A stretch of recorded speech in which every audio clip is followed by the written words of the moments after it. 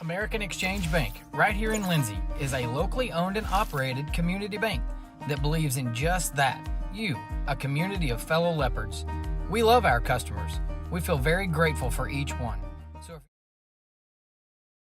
American Exchange Bank, right here in Lindsay, is a locally owned and operated community bank that believes in just that, you, a community of fellow Leopards. We love our customers. We feel very grateful for each one. So if you are looking for a safe place to put your money, need help achieving that next dream project, or are simply looking for a different banking experience, give us a call at 405-756-3101. We look forward to serving you each day. Member FDIC and Equal Housing Lender.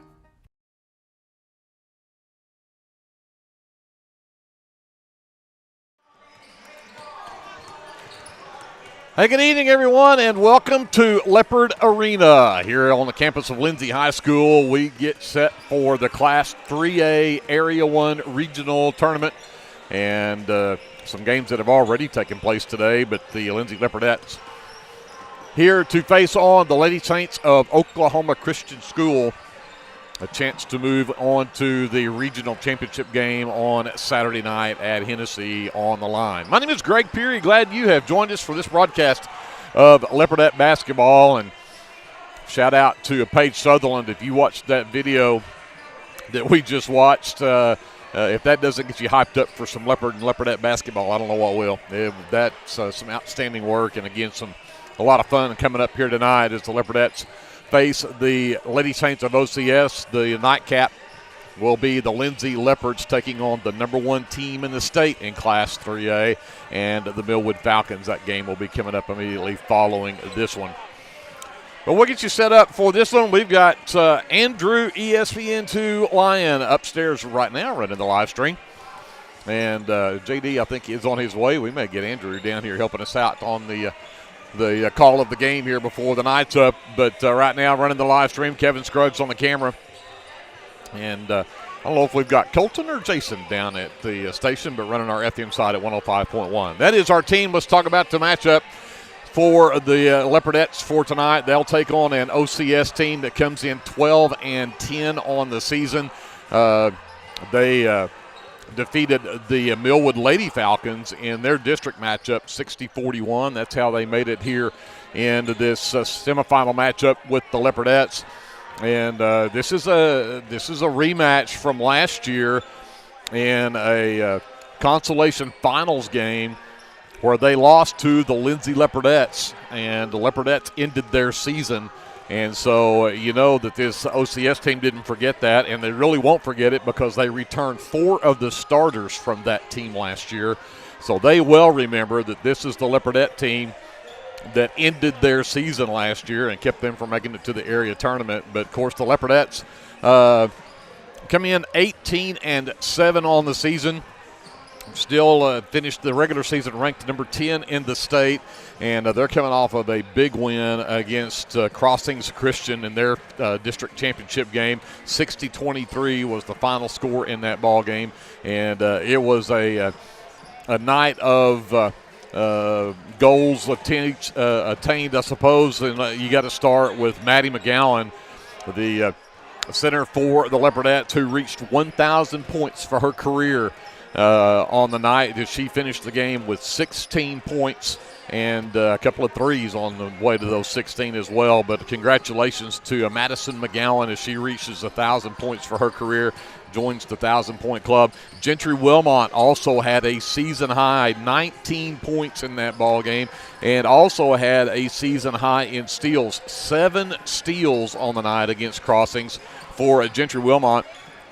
Went back and looked last season, 18 points in a single game against Bridge Creek was where she eclipsed last season. So I'm not sure if 19 might be approaching a career high for her in a ball game. But Gentry Wilmot, had a fantastic ball game. The Leopardettes used a huge third quarter. They were up 26-13 at halftime, but they outscored Crossings 23-4 in the third quarter. And in that 23-point quarter, the Leopardettes were perfect inside the arc. They were 8 for 8 from 2-point in that ball game in the third quarter. And again, finished the game with a 60-23 win to improve to that 18-7 record. And again, come in to face OCS tonight and a chance to play in the finals at Hennessy coming up on Saturday night. Alva and Hennessy are the girls' teams on the other side of our bracket, so that's if the Leopardettes can win, they'll play the winner of that Alva-Hennessy game.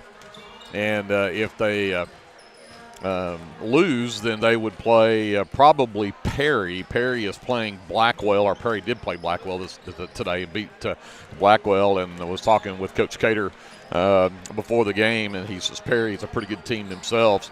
In fact, he might be just as scared to have to go play Perry in the consolation game tomorrow night as he would to have to play Alva in the regional finals on Saturday night. So that'll tell you how good Perry is. But that is the possibilities for the Leopardettes. Again, they would move to the finals on Saturday night and play the winner of that Alva-Hennessy game, or if something happens and they slip up tonight and the Lady Saints pull off the upset, then the Leopardettes would move into the consolation bracket and play at 6 o'clock tomorrow night and take on Perry there at Hennessy.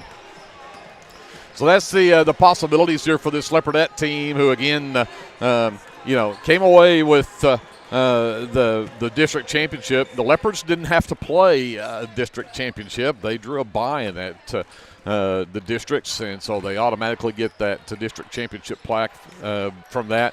But as we've said all along, we found out what the brackets were for the postseason. The Leopards go, hey, congratulations, you don't even have to play and you get a district championship. Oh, yeah, your first regional game is going to be against the number one team in the state. But Millwood obviously is Millwood. They're number one, and they're number one for a reason. They are really good. But they are not unbeatable. They come in 16-5 on the season. I went back and watched some game film on Millwood, and we'll talk more about that as we get ready to go for the boys' game. But as Coach Terry was talking to the boys this afternoon in their shoot-around right before the game, he made the statement to them, look, nobody probably in the state of Oklahoma believes that you can beat Millwood. So there's no pressure on you. You just go out there and play. The pressure's all on them to beat you, and I think that you get the boys playing loose and realizing that the pressure's not on them, it's on Millwood, and I think the Leopards really do have a chance. They take care of the basketball and play good defense, don't give up the easy stuff, and definitely don't try to run with Millwood. I think the Leopards have got a chance to hang with them, and we'll see how that comes up here in just a little bit. With that, we've got all kinds of action going on around the area teams. We will do our best to try to keep you up to date with some of that as well. But, again, this is a matchup between the OCS Lady Saints, the Lindsay Leopardettes from last year in the consolation finals, the game that Leopardettes moved into the area tournament. 45-24, the Leopardettes won that game. Cannon Russell had 15 points in that ball game to lead the way for the Leopardettes. Gentry Wilmot had 13. Gentry had another big game, had 3 threes in the first half of that game. And the Leopardettes were 17 of 22 from the free throw line against the Lady Saints last year when we played this team. And again, you get 4 starters back from both of those teams, from the Leopardettes and the Lady Saints both. So they know each other. And the Lady Saints are probably not real pleased about the fact that the Leopardettes ended their season. They would like nothing more than to put the Leopardettes in the consolation bracket right here on their home floor. And again, being the underdogs, it's up to the Leopardettes to pull this one off here as the upper-handed team. With that, we're going to send it up to Andrew. Take a quick timeout here. Hey, we have switched gears. JD Scruggs is actually on the live stream now, so I'm glad to have JD with us now. But we'll send it up to JD. We'll take a timeout, and we'll get set up here for the national anthem and come back with your starting lineups and the tip-off between the Lindsay Leopardettes and the OCS Lady Saints coming up after this on KBLP Live. American Exchange Bank, right here in Lindsay, is a locally owned and operated community bank that believes in just that. You, a community of fellow Leopards. We love our customers. We feel very grateful for each one. So if you are looking for a safe place to put your money, need help achieving that next dream project, or are simply looking for a different banking experience, give us a call at 405-756-3101. We look forward to serving you each day. Member FDIC and equal housing lender. Are you caring for an aging parent or other loved one at home? It's important to know you're not alone. Hi, this is Connie Upton with Abiding Home Health.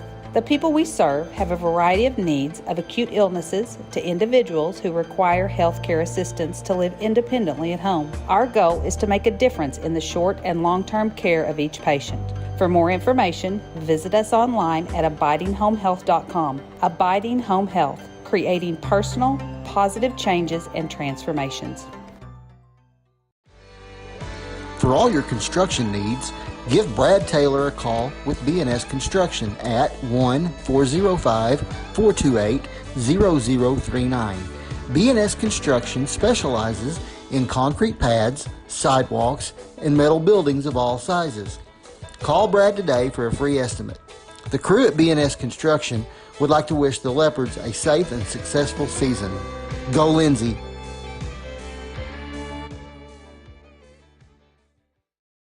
Craving a taste of authentic Mexico right here in town? Head over to Casa 13.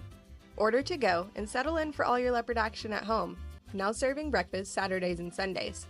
Come see us at 110 Southeast 4th Street. Go Leopards!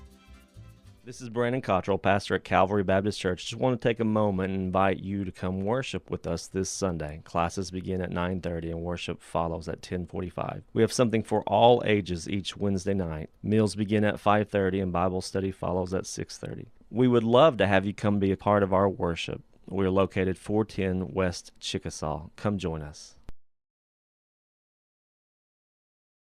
Lord, I just thank you for this day, Lord. I thank you for everything you've given us, Lord. And I just thank you for this game you've given us. I just pray that we play in a way that glorifies you, Lord. And I pray that we have a safe game and that no one gets hurt. Lord, I pray that everybody have safe travels, Lord.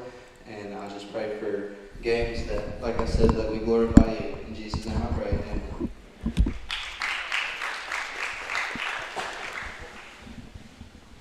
National anthem tonight is going to be performed by Mr. Davis's 7th hour vocal class. So we're going to bring that to you live here as they get set up at center court.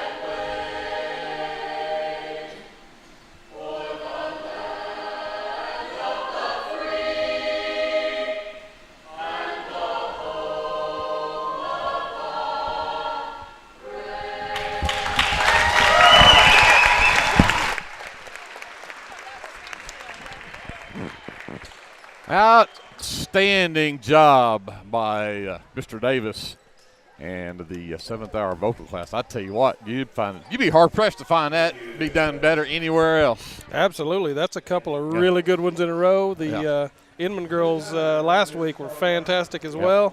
I wish we'd do that every game. Every game. I'm with you.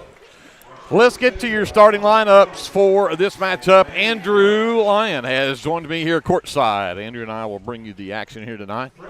And let's get to the starters for the Lady Saints. Again, 12-10 on the season. And they'll start a freshman number 4. That is Morgan Jones. They'll start a junior number 10, Ella Voskul. She's one of the returning starters from last season. Number 15, Blair Rowlett. She's also a returner from last season. She is a junior. Number 24 is Ava McIntyre. We will call her name a lot tonight. One of only 3 seniors on this team, but everything goes through her, and then they'll round out the starting 5 with a junior number 33, Lillian Pomeroy. The head coach for the Lady Saints is Ashley Dublin, assisted by Marty Jones and Mandy Branch. And again, the Lady Saints are 12-10 on the season. For the Lindsay Leopardettes, who are again coming in 18-7 on the season, come off that big win against Crossings last Friday night. Let's get to the starters. We'll go with the guard, a 5'6" senior, and that is number 1, Gentry Wilmot. Talked about the big game she had against Crossings. Let's have another one from her tonight. At forward, a 5'10" senior, number 5, Maddie McGowan. Also at forward, a 5'7" senior, number 10, Leslie Wilmot. At guard will be a 5'4" senior. That is number 22, Cannon Russell. And we round out the starting 5 with a 5'2" sophomore. That is number 25, Marisol Hernandez. Hernandez, Russell, Leslie, Maddie McGowan, and Gentry, the starting 5 for the head coach of the Leopardettes, Brian Cater. He's assisted by Johnny Dodd and Eleni Moore. Well, I don't know about you, Greg, but I'm excited to get this regional game underway. I'm excited to see what these girls can do, and I think if the Leopardettes come out with the same intensity they've been playing with, particularly on the defensive end, I think they'll do just great. And I hope Maddie gets points number 1,002 or 1,024. How about that? Let's go with 24 points. I'll take it. I actually had the conversation with Coach Cater about what identity this Leopardette team has. You get Gentry with 19, you'll get Russell with 19, you'll get Maddie with 19. You never know where the points are going to come from. McIntyre will control the tip, though. The Lady Saints will start things away with Jones singing it over the left wing to Rowlett. Send it back over to the right side to Voshkul. She'll dribble back top for the key. Goes back to her right, inside to McIntyre. Down to the baseline left side. They'll send it right back up top to Rowlett. And Rowlett, what? We've got stuff on the court. Something. I lost my. Could be back into action here as Voshkul takes it right down Main Street off the glass high and drops it in. Ella Voshkul gets the Lady Saints up 2-0 here early. Russell brings it up against the man defense. Works right. Has Jones on her. Sends it to left wing to Leslie. McGowan steps out between the circles. Back to Gentry right wing. Got to the free throw line underneath Leslie. A little too strong off the glass. McIntyre claims it. Here comes Rowlett to Jones right wing. Goes left, back right to McIntyre on the wing, around the Jones screen. Gets to the right elbow, knocks it down, and Ava McIntyre gives the Lady Saints a 4-0 lead. Just over a minute into this first quarter here as Hernandez sends it up top to Leslie. Left wing, Russell surveys. Goes down low, wide open was McGowan, and she got swatted and fouled by Ava McIntyre. Yeah, nice move there. That's 2 trips down the court with a pretty easy find down low. One for Maddie there, one for Leslie just a minute ago. If we can get those to fall or draw the foul, we'll be in good shape. Absolutely. McGowan to the free throw line, knocks down the first one to make it a 4-1 game. And knocks them both down. 4-2, Lady Saints, Leopardettes, some full court man pressure here. Trouble getting it in, finally does get it in to Pomeroy, who lost the handle. Came back and got it, and ahead to Jones. 2-on-2 break, out into the left corner, Voshkul for 3, rattles out no good. Great block out from Leslie to come away with a miss. I like the full court pressure here early. Certainly gave him some fits. Let's hope for some turnovers out of that. McGowan, left wing to Russell. Again underneath. Leslie out in the left corner. 3 ball on the way. No, but Russell saved it inbounds. Got it to Maddie. Maddie trapped on the wing, though. Gets it back up top to Marisol. They'll reset. Hernandez on the dribble. Works right. Keeps the dribble alive. Finally, Russell gets it out near the half line. To McGowan. The backdoor cut to Russell's not there. Gives it to Gentry. Got it to Leslie inside. Now out to the corner. Marisol Hernandez for three. No. And they're going to say it's out off of Hernandez. Well, I tell you what, if Leslie gets the ball down there, I like her chances just going up with it right there instead of kicking it out. She's been pretty solid under the bucket this season. Agreed. Here comes Rowlett, races to the top of the key, gives it off to McIntyre. Looks to drive in, spin move, goes to her right hand, missed it, got her on this if she can control it, but she can't. Hernandez will come away with it. She'll give it up to Russell to bring across the timeline. Back to Gentry left wing. Sends it over to McGowan right side. Back to Russell. Again, down underneath, tried to get it into Leslie, and it's knocked away. Leopardettes turn it over.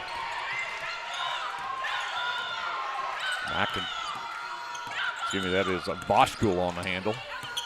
Hernandez with the defense. And Gentry nearly had a steal. Played that good pass hustle, perfectly. Absolutely. A way to jump that pass right there, and almost coming up with the steal. So inbounds for Rowlett. Gets it to Jones. Works right, hands it off to McIntyre. McIntyre goes to work on Leslie. Pushes herself down inside. Missed the shot. And that's get a way over the back. back. Big time. And that is the number 12, Riley Roof, with the foul. Roof's first, team's second.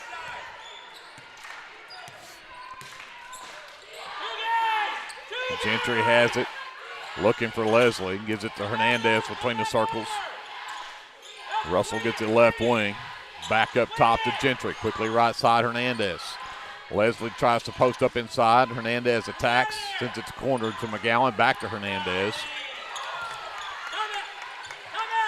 Coach Cater wants a timeout. He's not liking, he wants it so bad to get down low, and they're not getting it there. They're looking for that post entry, and they actually missed an opportunity with Maddie there until she bailed out. Leslie came in. Boy, she was posting up on her girl, but the long arms of the defender there had her too covered up. Too covered up and let it happen. 4-2, the Lady Saints with the 2-point lead. Greg Perry, Andrew Lyon here courtside as we bring you Leopardette basketball presented by the American Exchange Bank in Lindsay.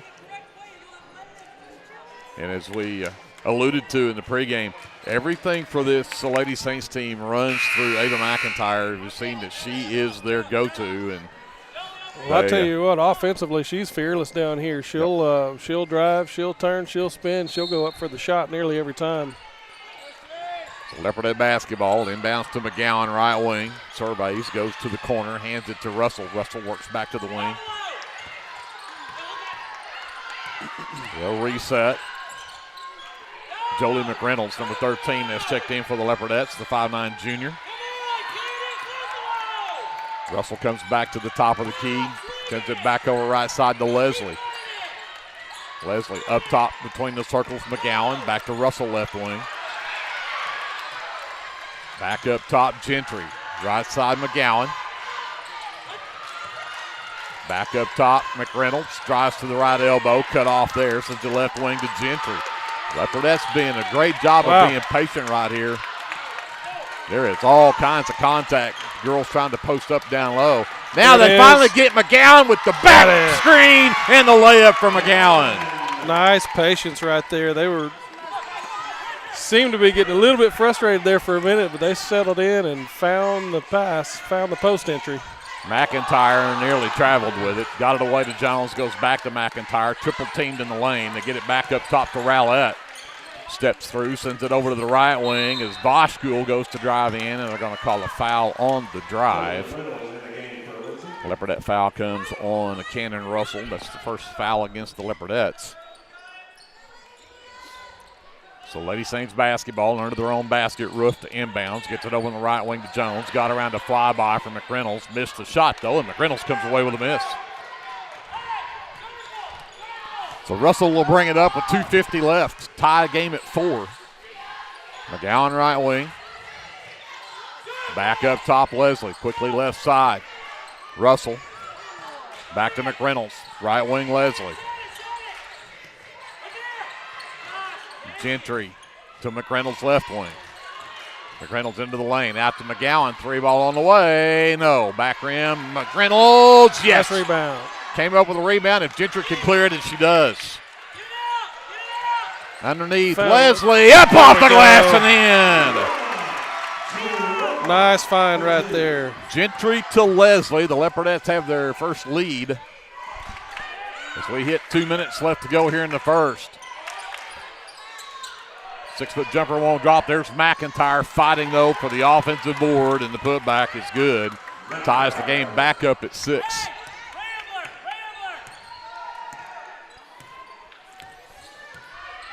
Russell to the high post to Leslie. Slips it left side. McGowan's 3-ball on the way. Back iron, no good. Loose ball. Jones comes away with it. Break headed the other way. She'll circle it back out instead. That's a great job. Leopardettes getting back in defense. McIntyre double team, sends it back out to Jones. 3-ball on the way, off the glass and in for Morgan Jones. 9-6. Lady Saints with the lead. 1:20 left here in the first, and nearly a steal right there. Leopardettes do keep the possession here. So Gentry will inbound. Got it to Russell out near the half line. Jones picks her up there. Tough defense. Gets around the screen from McGowan. Gets a little bit of breathing room. Dowda gives it to McGowan. Back to McReynolds. McReynolds to the free throw line. Sends it back out left. They set Cannon up for 3, but she can't knock it down. Rebound knocked out of bounds, and Leopardette ball. Leopardette basketball.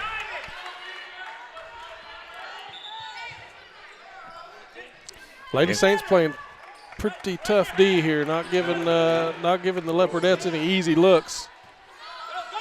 Jones checks out. Number 22, Ella Melton, the freshman, checks in. The inbounds play. Leslie steps through a double team. She can't get the basket, but she will get free throws. We'll take them. Foul call on number 10, Ella Voskul. That's her first, team's third. But to the free throw line goes Leslie Wilmot. Leslie's first one on the way, and back iron, no good. Pomeroy checks back in. McIntyre will get a breather for the Lady Saints. 54 seconds left here in the first. Leslie knocks down her second free throw. She's got 3 of the Leopardettes' 7 points. 9-7. Lady Saints with the ball in the lead. They will send the trap out, get it back to Rowlett. Comes back to Voskul, to Rowlett. Inside, got to Roof. Roof to the baseline to Pomeroy. Back out to the left wing to Rowlett.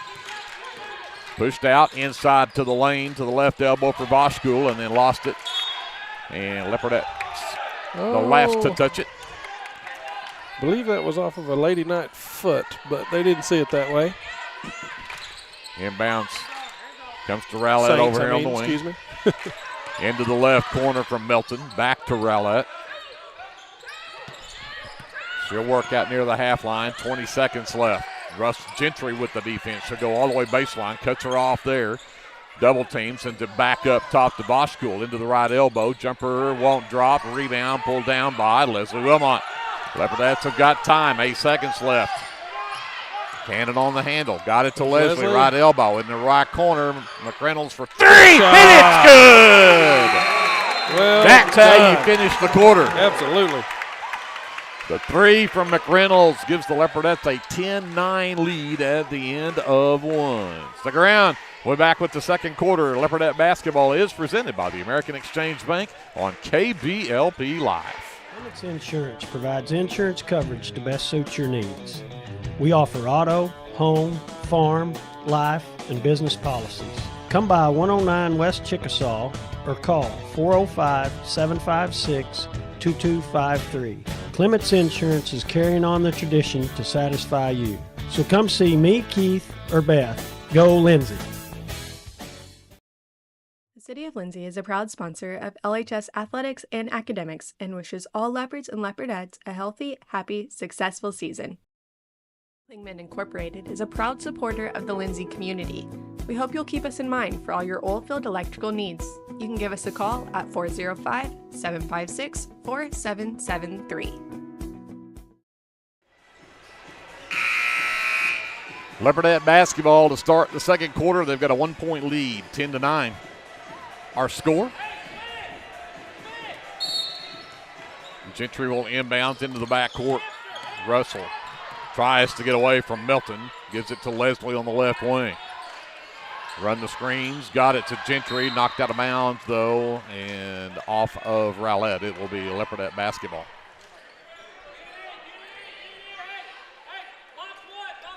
So Gentry will inbound on the baseline. Got it into the left corner to Russell. Russell goes baseline, now works back to the wing and into the top of the key. Melton gives chase the whole way. Leslie on the wing now covered up out there by Roof. And nearly a steal, but McReynolds manages to hang on to it. Russell for three, no. Offside rebound for Rowlett. The outlet for Boschkuhl as she brings it up. Oh, that was a massive push off right there wow. from Rowlett on Gentry. All the way to the baseline. Gentry stays with her there out to Boschkuhl. She works to that right wing, now back to the top of the key. Got away from Gentry, got to the free throw line. Jumper off the right side, no good. McReynolds with the miss. Here comes the Leopardettes up by one with the basketball a minute into this second quarter. Russell comes back to Gentry right side. Down low, got to Leslie. Off the glass and in. She is so tough down low. She is. She's tough all the way around, both ends of the court. I love her intensity. 12-9, Leopardettes by 3. Rowlett works to the right wing.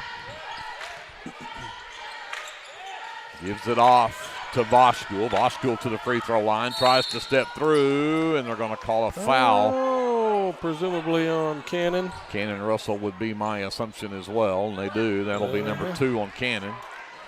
In fact, she's got the only 2 fouls that have been called on the Leopardettes. Just the first in this quarter, but McIntyre and Jones will return. Boschkuhl and Roof check out. Melton will bring it in on the baseline for the Lady Saints. Still looks. Oh, yes, great play. I think that was Leslie that batted that inbounds pass and hit it right back to Melton before she could come in bounds, and that's a turnover on the Lady Saints. Russell with the handle. Gets around the McGowan screen. Gets to the right wing. Melton all over her. She cannot get away from her, and we're going to get a 5-second. Oh, we're going to get a push off on Cannon Russell. That is huge because that's Cannon's 3. third. That is not good. And if I may, they missed an enormous shove down here. Yes. But, yeah, that's huge. That's your point guard now, has 3 fouls on her. We've still got 6 minutes to go in the first half. Rowlett gives it to McIntyre, top of the key. Gets around a screen from Pomeroy. Sends it back over to Jones. Pomeroy baseline left side underneath to McIntyre. Turns around against a double team. Had it partially blocked. And there's McReynolds with her 4th rebound.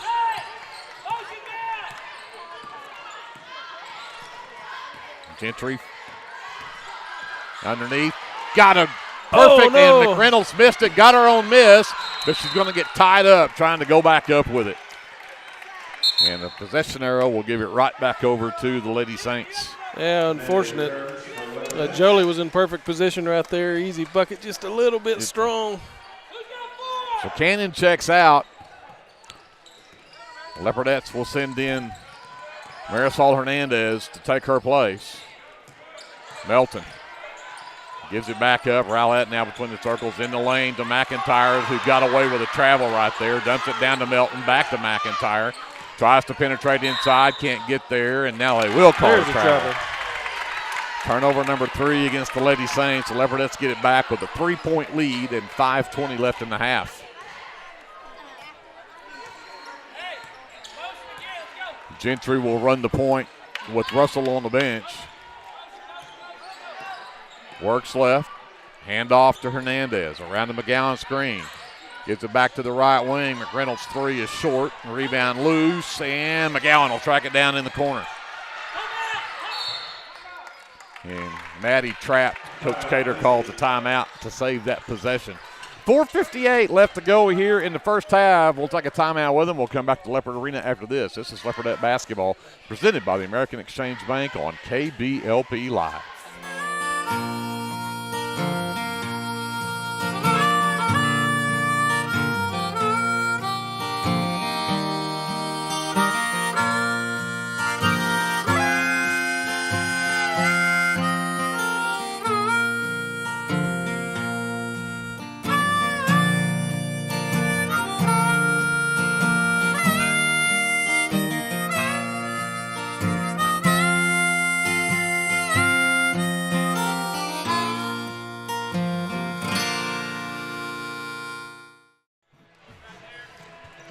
.458 left in the first half. 12-9, Leopardettes by 3.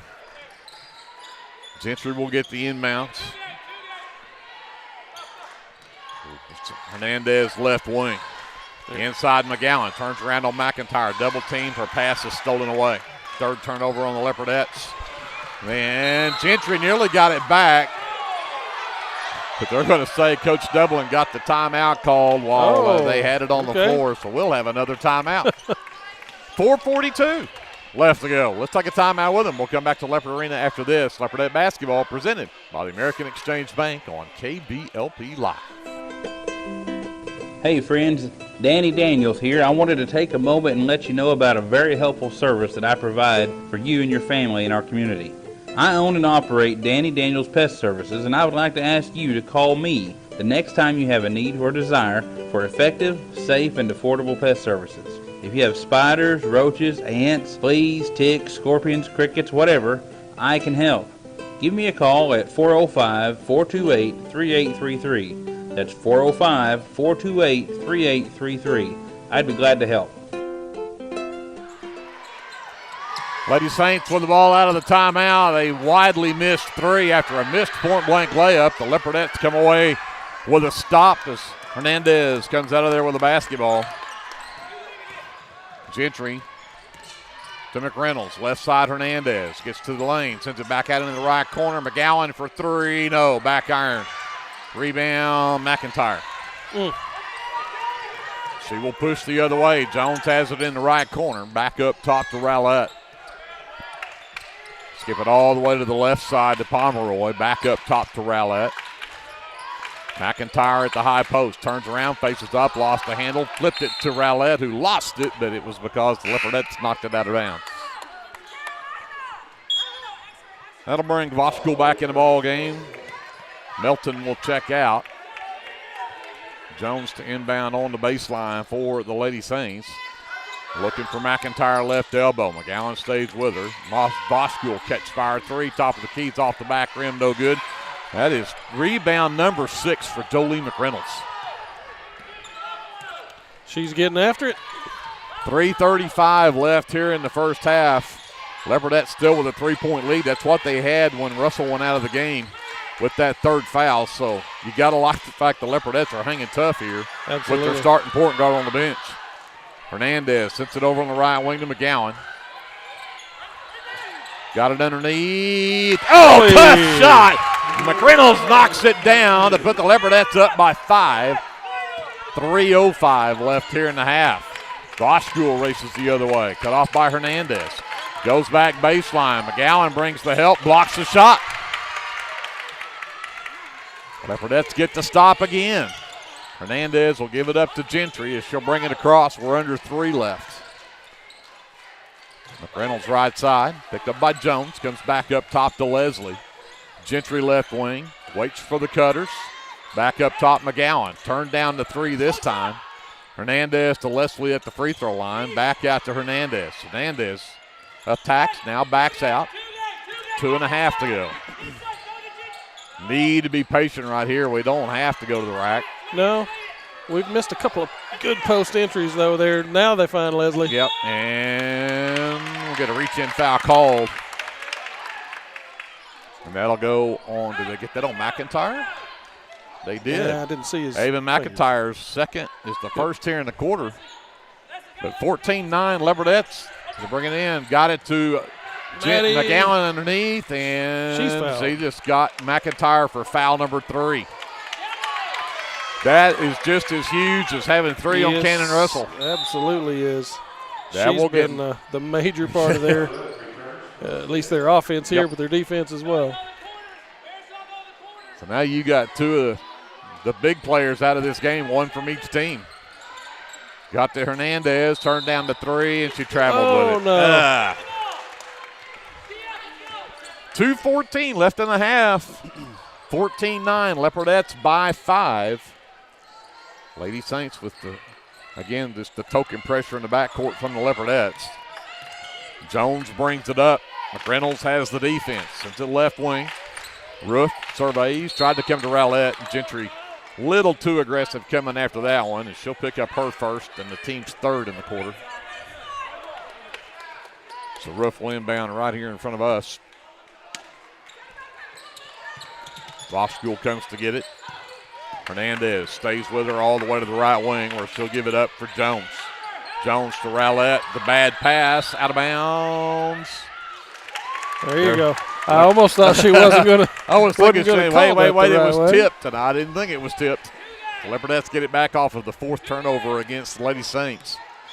1:50 left in the half. 14-9, Leopardettes with the ball and a 5-point lead. Inside to Leslie, and there's the reach in from behind on Riley Roof. That is her second. That's the team's 3rd. And Gentry to inbounds. Lob it all the way up top to McReynolds. Sends it over right side, Hernandez. There's back Leslie. Inside Leslie, turns left, goes back, left it short though. Jones comes away with a miss. He will push the other way. Out into the corner, Pomeroy back up top, right through the hands of Voskul. That is turnover number 5. Hernandez one-on-one with Voskul, and Voskul picks up the foul. Her second will be the team's 4th. And it's free throws coming up for Marisol Hernandez.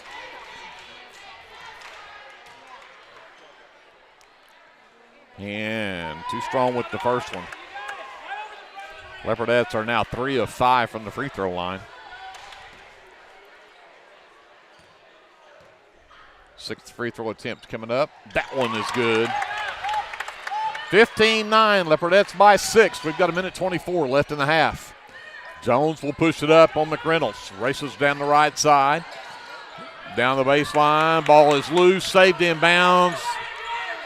Back up top. Rowlett looks to drive down. Jones gets it back. Gets to the free throw line. Spins in the lane. Oh, had a wide open layup and gave it up to shoot to give it to a girl on the wing.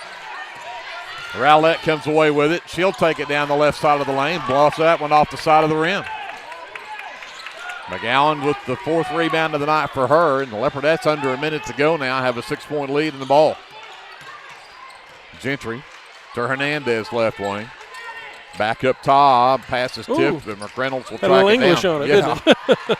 And then Jones steals it, and McReynolds is going to pick up the foul, trying to get it back. That's maybe not a bad foul right there. I was just fixed to say those exact words. That's just the 4th team foul and just the first on Jolie. So that saved an easy layup. McReynolds will get a breather, though. She's had a great first half. Briley Russell, number 21, the 5'5 freshman, has checked in for the Leopardettes for this final 35 seconds. Rowlett looking for somebody, works to the left wing. Goes back right. Gives it up to Jones. Around to Rowlett screen. Picked up by Hernandez. Now picks up her dribble. Can't find anybody. Now Rowlett gets it back. Goes down the screen. Gets to the baseline. And she'll get a reach-in foul called. Foul before Could the be shot. 1 of 3. And Leslie. Leslie picks up her first. That is the 5th, if I'm counting right. So that is the 5th. Yep, if that, they're saying they're finally going to score, the official books have finally alerted them, that is the 5th team foul. So that will put Blair Rowlett at the free throw line. This is the first free throws of the night for that's right, the Lady Saints. And a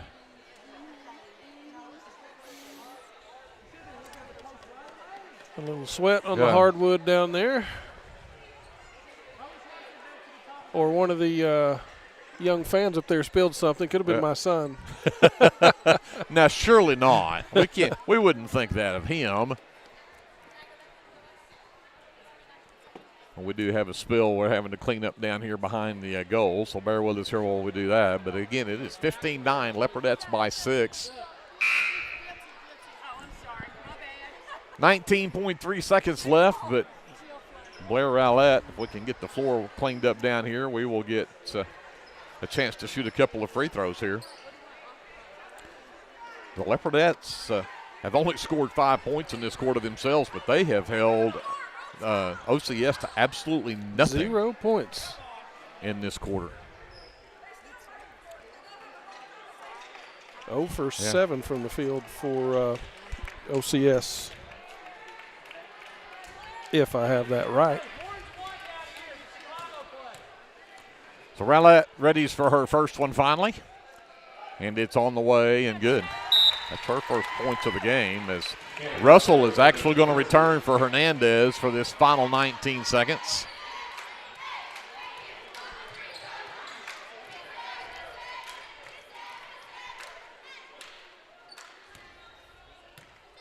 Second free throw from Rowlett, and the junior left that one short. Rebound is loose, and Pomeroy is going to track it down. They're going to have a chance at another one here with 15 seconds left.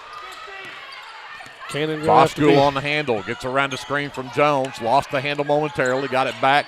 Rowlett gets it, gets away from Gentry momentarily. Pomeroy on the wing, goes inside. Roof jump stops. Oh, wow. Leslie pulls down the miss right there. Lucky break for the Leopardettes. Absolutely. That ball was all over the rim. Everything wouldn't go down. Go down. 15-10. The Leopardettes with a 5-point lead here at halftime. We're going to send it back up to JD, and Andrew and I will figure out our officially unofficial stats from the first half. We'll be back and give you the American Exchange Bank halftime show from Leopard Arena right after this on KBLP Live. Whether you want to promote your business or unite your team, depend on Design It. Locally owned and operated, we are dedicated to offering the service you need to give you the results you deserve.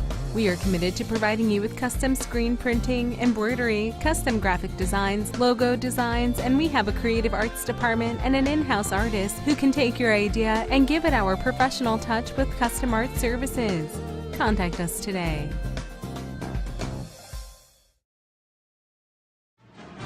Hey Leopard fans, this is Nick Johnson from First Baptist Church Lindsay. At First Baptist Church, we are a family ministry and desire to faithfully proclaim the gospel in Lindsay and beyond. We would like to invite you to join us every Sunday for worship at 9 a.m. and Sunday school following at 10:15. Our Wednesday evening activities start with dinner at 5:50, and then we have Bible studies for children, youth, and adults starting at 6:30. First Baptist Church is proud to support the Lindsay Leopards, and we wish all of our student athletes a successful season. From all of us at First Baptist Church Lindsay, go Leopards!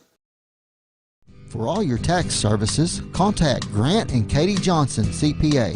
Grant and Katie are certified public accountants that provide full-service accounting, bookkeeping, payroll, and tax services. With 2 offices, one located at 600 Southeast 4th Street in Lindsay, Oklahoma, and another at 313 North Walnut in Pauls Valley, Grant and Katie are ready to meet your CPA needs. Give Grant or Katie a call at 405-238-2727 and set up your appointment today. Hey Hey there, this is Trace Adams with Hassler Hot Oil Service. We are family owned and operated with over 25 years experience. I am a fourth generation Lindsay Leopard, and we proudly support Lindsay Leopards and Leopardettes athletically and academically in all their endeavors. Call my dad, Greg Adams, at 405-756-6075 for all of your hot oiler needs. Again, that's 405-756-6075. Go, Lindsay! Get your game day, or any day, off to a great start with Hot Mess Coffee at 213 South Main in Lindsay. Hot Mess Coffee Co. offers coffees, lattes, teas, and other tasty beverages, plus great food, too. Good luck to the Lindsay Leopards from Hot Mess Coffee Co. and Java House Realty at 213 South Main in Lindsay. Hughes Heat and Air is a family-owned business that serves Lindsay and surrounding areas.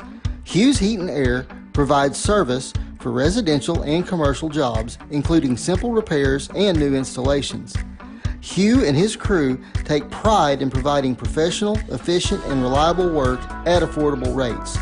For your next heat and air project, give Hugh a call at 1-405-756-6399. Good luck, Lindsay.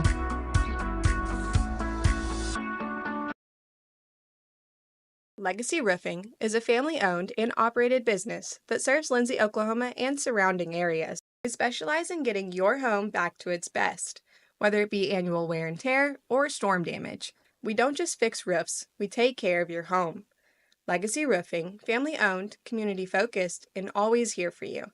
Call us today for a free estimate at 405-756-8855 and let us protect your home with the care it deserves. Hey Lindsay community, my name is Christian Torres and I am the minister for the Lindsay Church of Christ. We would like to invite you to come and worship with us on Sundays at 10:45 a.m. and Wednesdays at 7 p.m. We're located at 1205 West Cherokee Street. Here at the Lindsay Church of Christ, you will find the truth of God's Word spoken in love and a group of people who love God and one another. Do you have a Bible question? Well, we have a Bible answer. Come and worship with us and be edified at the Lindsay Church of Christ. This is Dr. Matt Shelton with Lindsay Family Dentistry. I'm a 1997 graduate of Lindsay High School and have been practicing dentistry in Lindsay since 2006. We welcome you to come to our dental practice so we can help you and your family with all your dental needs. We offer dental services for everyone at every age, from braces to aligners to crowns, bridges, dentures, and implants. Give us a call today at 405-756-4093 or stop by at 102 Southwest 7th Street and let us give you the healthy, beautiful smile you've always dreamed of. Lindsay Municipal Hospital is dedicated to providing quality service to our local community, and we're wishing our Leopards and Leopardettes a healthy and successful basketball season. Go Leopards!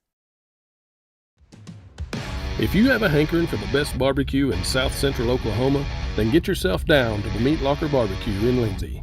Every Monday, Thursday, and Friday, located just off of Highway 19, 106 Northwest 4th. At the Meat Locker, we work hard to bring you the most consistent, delicious, slow-smoked barbecue around at a price that won't break the bank. And don't forget, we cater too, and we'd love to do the cooking for your next event. So come see us or give us a call, 405-428-1198.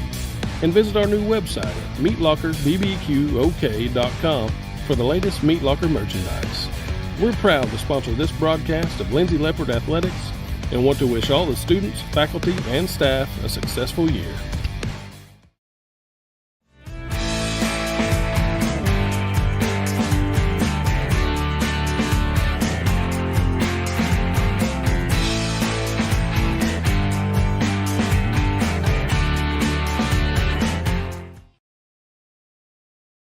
Are you struggling to find a health insurance plan that fits your needs as well as your budget?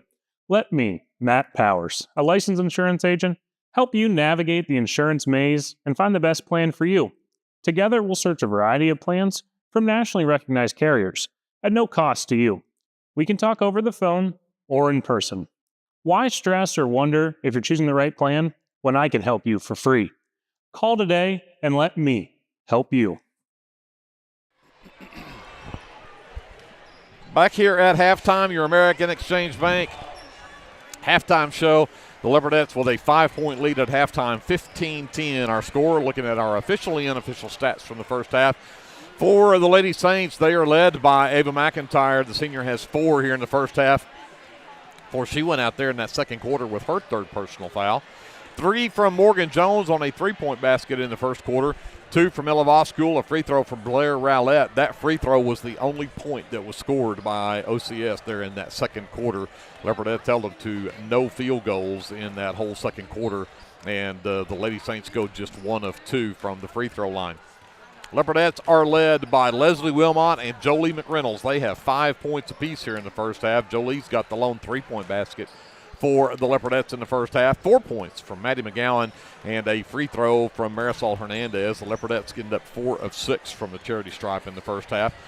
Leopardettes are +7 on the glass, 16-9. They out-rebounded OCS in that first half. And the turnovers, 5 from OCS and only 4 from the Leopardettes. I like those numbers for sure.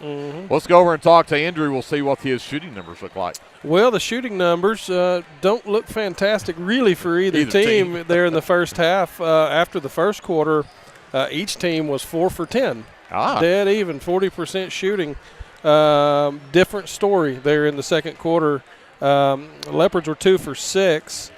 There in the second quarter, and 5 for 16 in the first half for a total of 31% shooting from the field.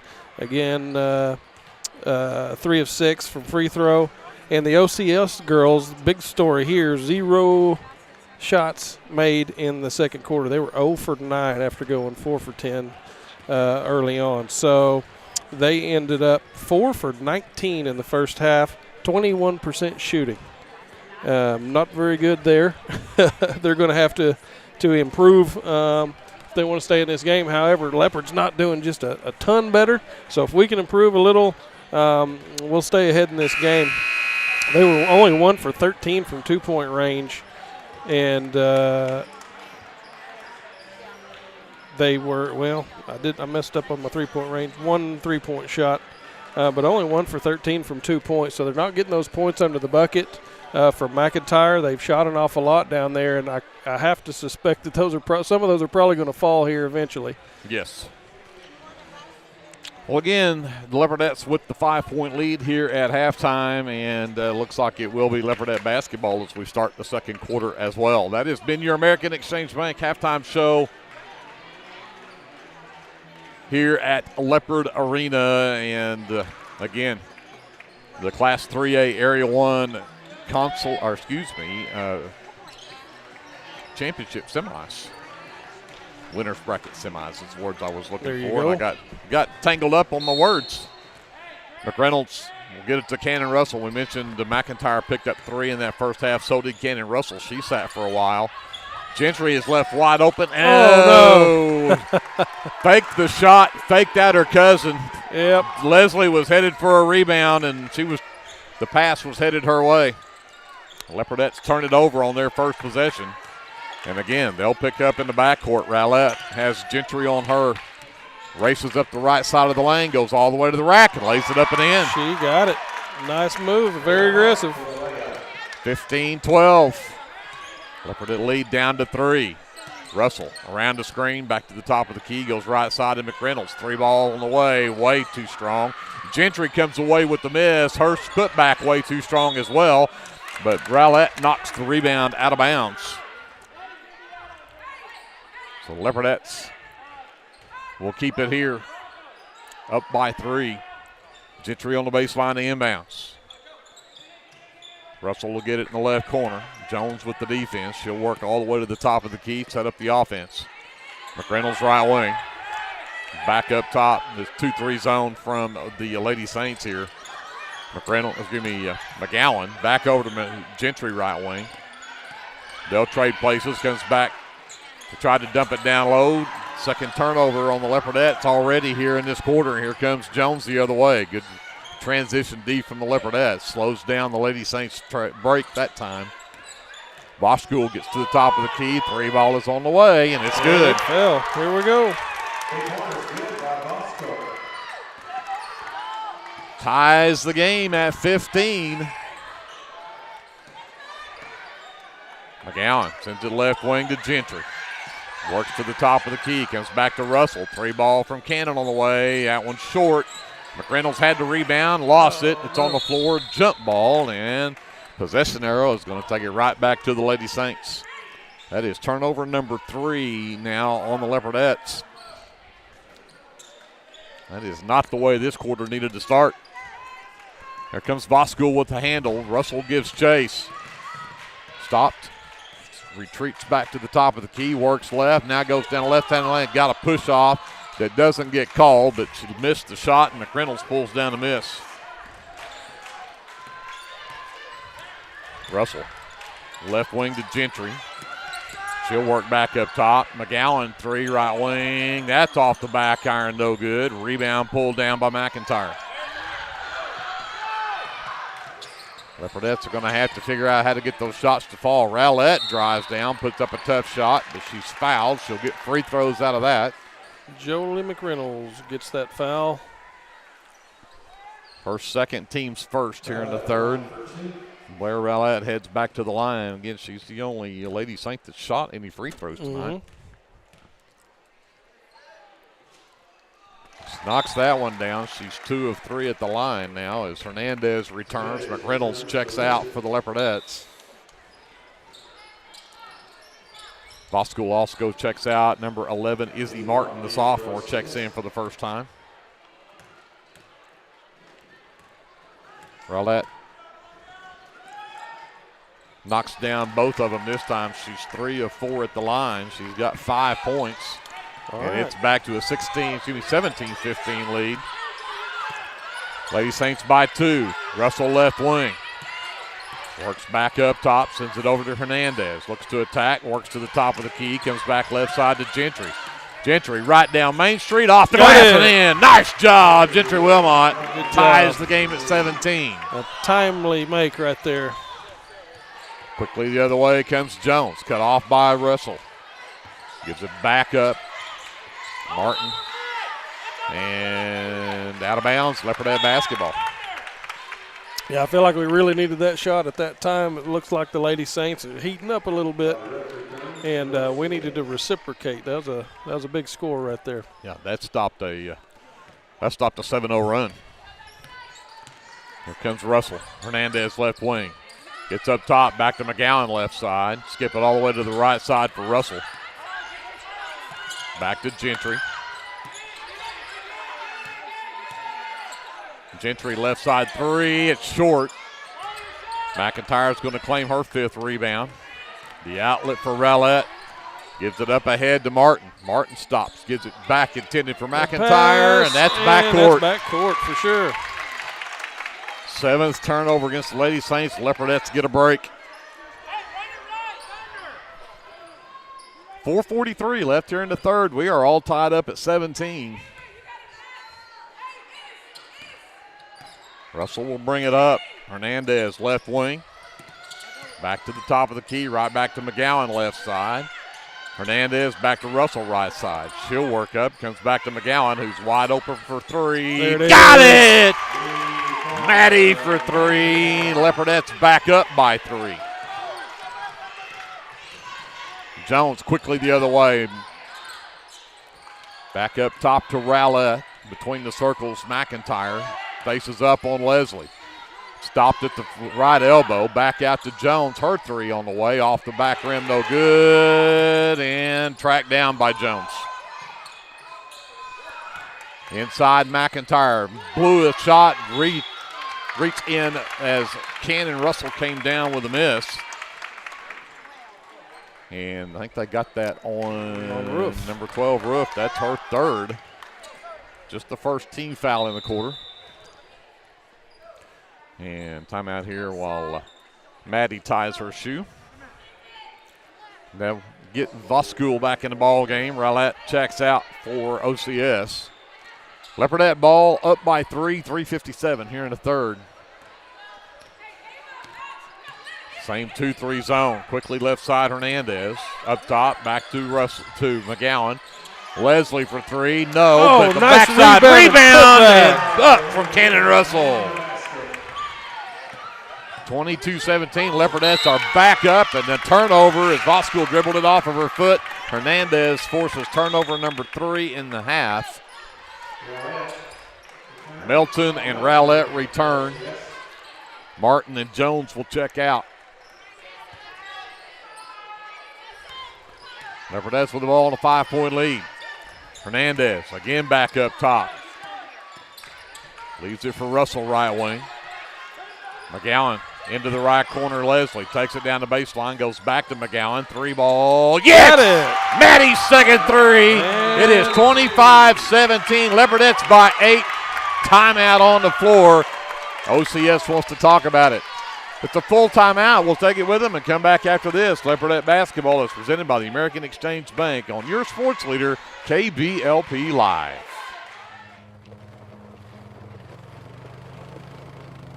Looking for your next adventure?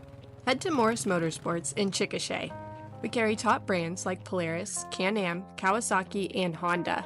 Plus, we offer a full-service and parts department. Whether it's ATVs, side-by-sides, motorcycles, or accessories, we've got what you're looking for. Visit morrismotorsports.com or give us a call at 405-224-6113. At Morris Motorsports, we don't just sell machines, we sell fun.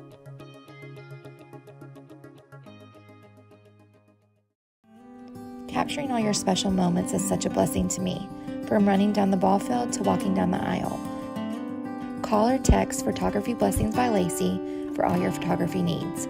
405-428-0305. Go Leopards and Leopardettes. 3:19 left to go in the third quarter. The Leopardettes have their biggest lead of the game at 8 points.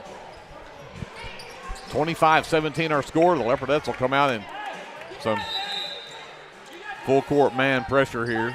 Actually, they'll back out of that. Just more like token pressure. And here comes Rowlett, full head of steam. She'll hold up. McIntyre between the circles on the dribble. Now picks it up. Gives it away to Melton. Back between the rings. Rowlett works left to the wing. Waits on a screen from McIntyre. They give back to Voskuhl. Voskuhl into the lane. Dumps it to McIntyre. McIntyre goes back into the right hand. The floater won't drop. But they'll call the foul. Leslie. And Leslie Wilmot just picked up her second team foul. But that'll put McIntyre to the free throw line tonight. Her first trip. And it will not drop.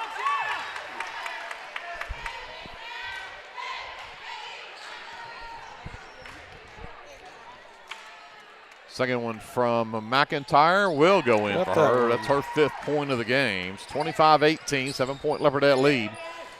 2:50 left to go here in the third as Russell will bring it up.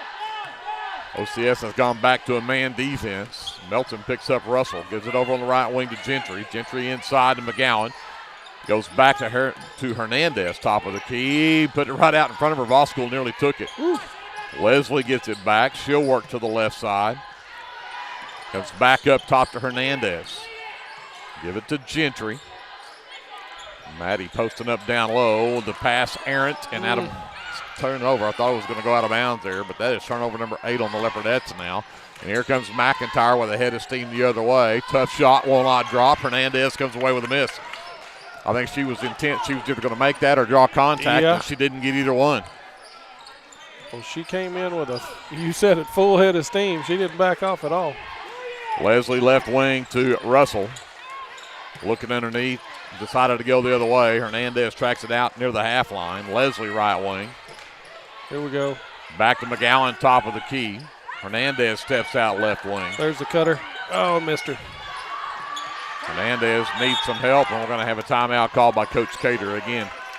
Need every possession of this game. Can't afford to turn it over again. Absolutely. A minute 41 left to go in the third. 25-18. Leopardettes on top. Let's take a timeout. We'll come back to Leopard Arena after this. This is live coverage of Leopardette basketball presented by the American Exchange Bank on KBLP Live. Physical Therapy Central in Lindsay, Oklahoma is here for you, whether you're a dedicated athlete or you're just trying to navigate your new normal. Our team is dedicated to providing quality service to make your experience as easy as possible. We're wishing our Leopards and Leopardettes a healthy, happy, successful basketball season. At Rural Electric Cooperative, we're committed to providing electric power and opportunity to the many areas our members call home. That includes supporting youth programs that teach life skills and build character. With REC, you're more than a customer, you're a member owner. And that's why we're always working hard to provide you with the most dependable electric power possible. As a Touchstone Energy Cooperative, REC is dedicated to providing the best service possible and supporting the communities in our service area. 25-18, Leopardettes have a 7-point lead. We've got 1:41 left to go here in the third quarter. I like what I'm seeing. I like the opportunities I'm seeing when the Lady Saints are in the man defense. We're getting a lot of good looks down low. If we just make that bounce pass post entry down there, we'd get a lot of those. Russell will sprint into the backcourt, and Welton waits for her to cross the timeline. Leslie wide open left side, waits for the cutter, send it back inside to Russell, but McIntyre knocks it out of bounds. A bounce pass post entry would have worked nicely there. I think Glenn would be proud of me for saying so. Bounce pass post entry. How many times have we heard Mr. Shoemake say that phrase? Well, I agree with him on this one. Russell gets the inbounds, goes inside to McGowan, turns around on McIntyre, comes back up top. Russell for three, it's short. Rebound Hernandez. Big offensive board right there from the smallest girl on the floor. She comes up with a lot of those. Gentry gets it into the right corner to McGowan, comes back up top to Russell. Underneath, bad pass. Leslie couldn't come up with it. Leopardettes turn it over for the 9th time. Here comes McIntyre the other way. Again, Here she comes. She's going to the rack. McGowan blocks her shot, and they're going to call a foul. Ouch. Yep, doesn't look fairly clean to me. Yeah. But they've been banging around down there all night, so. It's just Maddie's first personal. Yeah. I think that one just hurts because that was such a great block right there. Totally agree there. McIntyre, however, cannot hit the front end of her 2 free throws. Martin checks out. Jones comes back in for OCS. And McIntyre readies for her 2nd free throw attempt. That one will go in. She's 2 for 4 at the line, has 6 points. It's 25-19. Leopardette lead down to 6. 50 seconds left to go here in the third. Russell to the high post to Leslie. Hands it back to McGowan. 3 on the way. It's short off the front of the iron. Voskuhl with the miss. Looks to push. Now circles back. Gives it to Rowlett between the circles. Waits on the McIntyre screen. Goes the other way instead. Steps through a double team. And somehow managed to get it to fall back in off the front of that rim. It's a 4-point game. 25-21. 20 seconds left. Russell leaves it for Gentry. Free throw line jumper partially blocked. McGowan comes up with it though and puts it in. Back to a 6-point Leopardette lead. We're down to 7 seconds. Rowlett inside. McIntyre turns around. She'll get an and one out of it. Maddie picks up her 2nd. Makes it a 4-point game, but a free throw coming up for Ava McIntyre. Again, she's 2 for 4 at the line tonight. And she will knock that one down for the old-fashioned 3-point play. 27-24, and the Leopardettes turn it over. Turnover number 10. This quarter was going so well, they were up 8 with 3:19 to go, and now it's a 3-point game. Just 1 second left, and McIntyre will miss the shot at the buzzer. The Leopardettes have the arrow to start the 4th, but they're going to have to get back to work. They're up by only 3 now, 27-24 at the end of 3. We'll send it back after JD timeout, and we will come back after this. Leopardette basketball presented by the American Exchange Bank on KBLP Live. If you need local trash pickup with quality service at a fair price, call Red Dirt Waste Services today at 580-432-5697. Red Dirt Waste Services is locally owned and operated, offering household, residential, and light commercial trash pickup in Lindsay and surrounding areas, including Ellick, Bradley, Bray Doyle, Cox City, Elmore City, and Foster. Red Dirt Waste Services does household cleanouts too, and they offer 96-gallon poly carts and dumpsters. Bagged, loose, or heavy items, doesn't matter, they'll come get it. Red Dirt Waste Services even offers valet service, so you don't even have to take your trash to the curb. Schedule your weekly pickup today by calling 580-432-5697. Stop paying more than you have to for quality, dependable, and locally owned trash pickup. Call Red Dirt Waste Services at 580-432-5697. That's 580-432-5697. We'll get ready to start the fourth quarter of the Leopardettes hanging on to a 3-point lead. They were up 1 at the end of one. They were up 5 at halftime at 15-10. But they were outscored 14-12 in that quarter. Got to find some offense here. Russell with 3 and McIntyre with 3, and they're both on the floor for their respective teams as we start this fourth quarter. Russell takes it past everybody, lays it off the rack and in. Nice, aggressive cut to the basket. Good make. McIntyre out between the circles, goes around the Voskuil screen, and then she ends up with a wide open lane down Main Street and missed it. Leslie claims the miss. Rare for McIntyre to miss one that close. Russell for Hernandez around the McGowan screen, gives it up to Gentry. Gentry inside, gives it to Russell. Russell spins to his back inside, and she's fouled.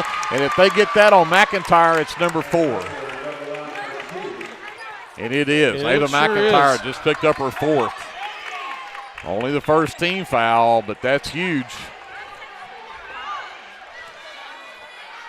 Russell to the free throw line for the first time tonight. And they will not go. Leopardettes were just 4 for 6 in the first half. They are now 4 for 7. Russell readies for a second one after Coach Dublin finishes her conversation with the official.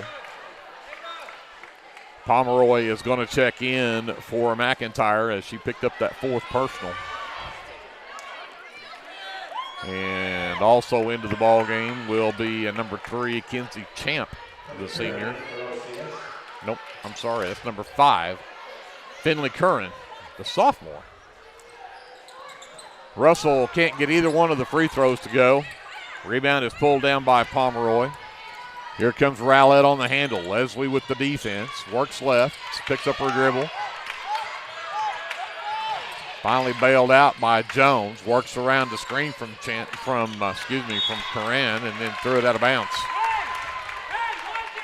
Turnover number 9 on OCS. Leopardettes with the ball. 5-point lead, a minute into this fourth quarter. Russell, she's picked up her dribble now, needs some help. And they'll get a foul call. Get bailed out right there as Jones got her on the arm. Yep, had her locked up over there. Nobody coming to help. Got lucky. Morgan Jones' first personals, the second team foul. So Russell will inbounds. Got it to McGowan at the top of the key. Give it back to Russell. Across to Leslie. Leslie off the glass and in. Great job right there. And Leslie got elbowed in the head as well after the fact. 31-24. Leopardettes back up by 7. 6:47 left in the ball game. Here comes Rowlett the other way. Works to the left wing. Try to screen to get Voskuil open.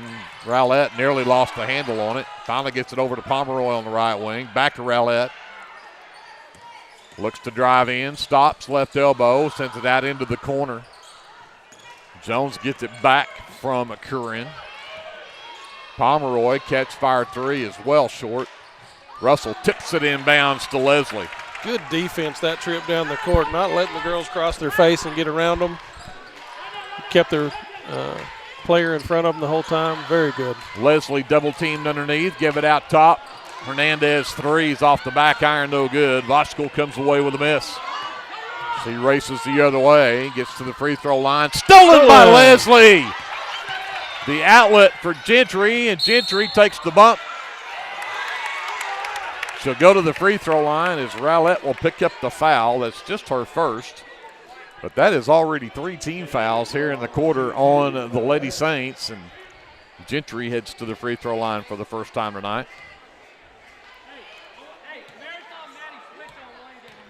Gentry readies for her first, and it's on the way, and it rattles out. The Leopardettes are now 0 for 3 here in the second half from the free throw line as Roof returns. I hope these free throws don't come back to haunt us. No kidding. Gentry Wilmot sends the second one up. That one rolls around and falls off as well. Rowlett comes down with a miss. She'll push the other way. Jones in the corner. And the timeout's going to be called by OCS.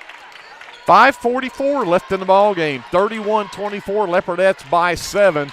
We'll take a timeout, come back to Leopard Arena after this. Leopardette basketball presented by the American Exchange Bank on KBLP Live. S&H Tank Service is your choice for Lindsay owned and operated vacuum truck service. S&H Tank Service's fleet is equipped with transports, bobtails, pump and kill trucks rated up to 10,000 PSI, plus hot oil units, rock trailers, frac tanks, mud and shell haul-off pits, and soil farming. As Lindsay High School graduates, S&H is proud to support Lindsay schools and all of their student activities. S&H Tank Service would like to wish the Leopards and Leopardettes the best of luck in everything they do. Give S&H a call anytime, 24/7 at 405-756-3121. That's 405-756-3121. And remember, your phone starts our trucks. That's S&H Tank Service of Lindsay. 5:44 left in the ball game. 31-24, Leopardettes by 7, but it is Lady Saints basketball out of the timeout. Roof looks to inbounds on the baseline, still looking. Finally gets it to Voskell over on the wing. Back up top to Rowlett between the circles. McIntyre still on the bench with those 4 fouls. Jones will get it. Circles back around to Voskell. Around the Rowlett screen. Tried to go back to Rowlett. Long pass. And Rowlett stepped through a double team, missed the shot. McGowan pulled down a miss. The Leopardettes with the ball in that 7-point lead. Russell works left. The handoff for Hernandez. Back to Leslie. Works left to right. Gives it back off to Gentry. Gentry right down Main Street off the glass. Left it wide left. Bosco pulls down the rebound, and she'll push the other way. Pass knocked loose, but right into the hands of Pomeroy. Roof in the lane, back around to Rowlett, back to Voskell. 3 on the way, left wing. It's good. Got it. Left her wide open over there on the swing. 31-27. It's a 4-point game. And that's their only offense when McIntyre's on the bench. You got to just keep her covered up. Gentry on the dribble against Rowlett. Gives it back to Hernandez. Back to Russell. Russell stops. Goes down low. McGowan against Pomeroy. Can't get it to drop, but she earned free throws. Voskell and Pomeroy were both there, but Pomeroy whistled for the foul, just her first, but the 4th team foul. So the next foul on OCS will put the Leopardettes in the bonus. The Leopardettes have not been whistled for a foul this quarter. No, they have not. There's one. McGowan rainbows that one in, and it's good. She's got 13 in the ball game now. Puts the Leopardettes back up by 5. That one won't drop, but Leslie Wilmot, the offensive board, and the putback. Huge rebound right there to put the Leopardettes right back up by 7. Yeah. Jones on the handle. We hit halfway point of this 4th quarter. Voskell down the baseline, stops elbow, puts it up, no, but she'll get free throws. And that'll be Marisol. Hernandez first personal and only the first team foul in the quarter, but again, being on the shot's going to put Voskell at the line. She's got those 2 threes here in the second half, has 8 in the ball game, and now has 9 on her first free throw attempt of the night. Cuts the Leopardette lead down to 6. Again, there's a lot of time left. We're just at the 4-minute mark. There's Pomeroy picking up the foul, though, going up over the back of Leslie Wilmot, and Leslie Wilmot's fixing to go shoot free throws. We'll be shooting from now on. Team foul number 5, and Wilmot, Leslie was there 1 for 2 back in the first quarter. Really need to take advantage of these free trips. No joke, no doubt. Cannot get it to go. My no doke didn't even help either.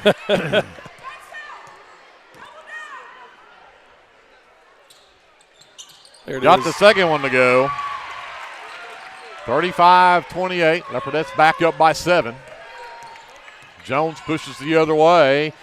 Ends up with a wide open lane and a reach-in foul called on Cannon Russell. That's number 4. Just a second team foul, but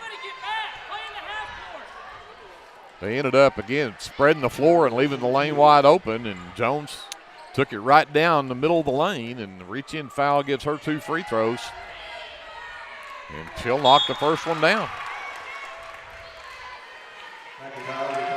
Lead back down to 6. Pomeroy is out, and McIntyre is back in with those 4 fouls. They've got to have her on the floor if they're going to have a chance. Jones misses that one. Leslie pulls away the rebound. That's her 6th rebound. Russell will bring it across. Leopardettes need to just work clock right here. Man defense. Hernandez works around the screen from McGowan. Now just backs out. Forces Voskuhl to come out and pick her up. Gentry gets it back. Rowlett will come out to cover her. Hand it off to Russell. 3:25 left. Russell gets around everybody but gets knocked out of bounds off of Jones. It'll be Leopardette basketball. As Glenn would say, at this point, we're not quite there yet, but we're almost to the layups and free throws. I was about to say it myself. Layups or free throws. Gentry with the inbounds. Lob, nope, 5-second count. Leopardettes turn it over. Layups and free throws does not include turnovers. Cannot have turnovers. That's right. That is turnover number 11. And here comes the Lady Saints down by 6. 3:15 left in the ball game. Rowlett to McIntyre. Works toward the top of the key. Spin move. McGowan's right there with her. Tough shot in the lane.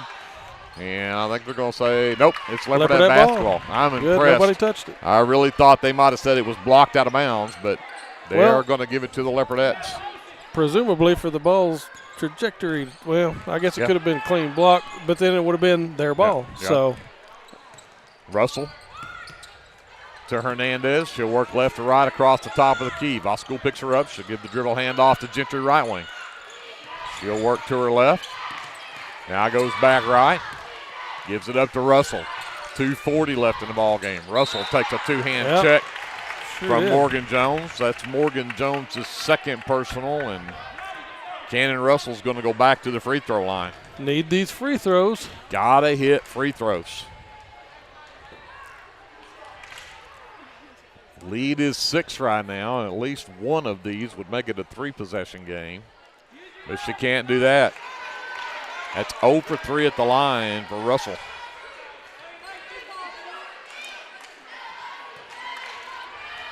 Cannon readies for her second one. That one's on the way, and it's perfect. 5 in the ball game, and it's 36-29. Leopardettes by 7. 2:35 left. Voskuhl cannot get away from Hernandez. Rowlett gets it back. Goes around the McIntyre screen. Back to McIntyre on the pick and roll. Tough shot in the lane. Got her own miss. And she'll be fouled on the putback attempt. Great defense on the initial shot, but didn't get her blocked out. Leslie picks up her 3rd.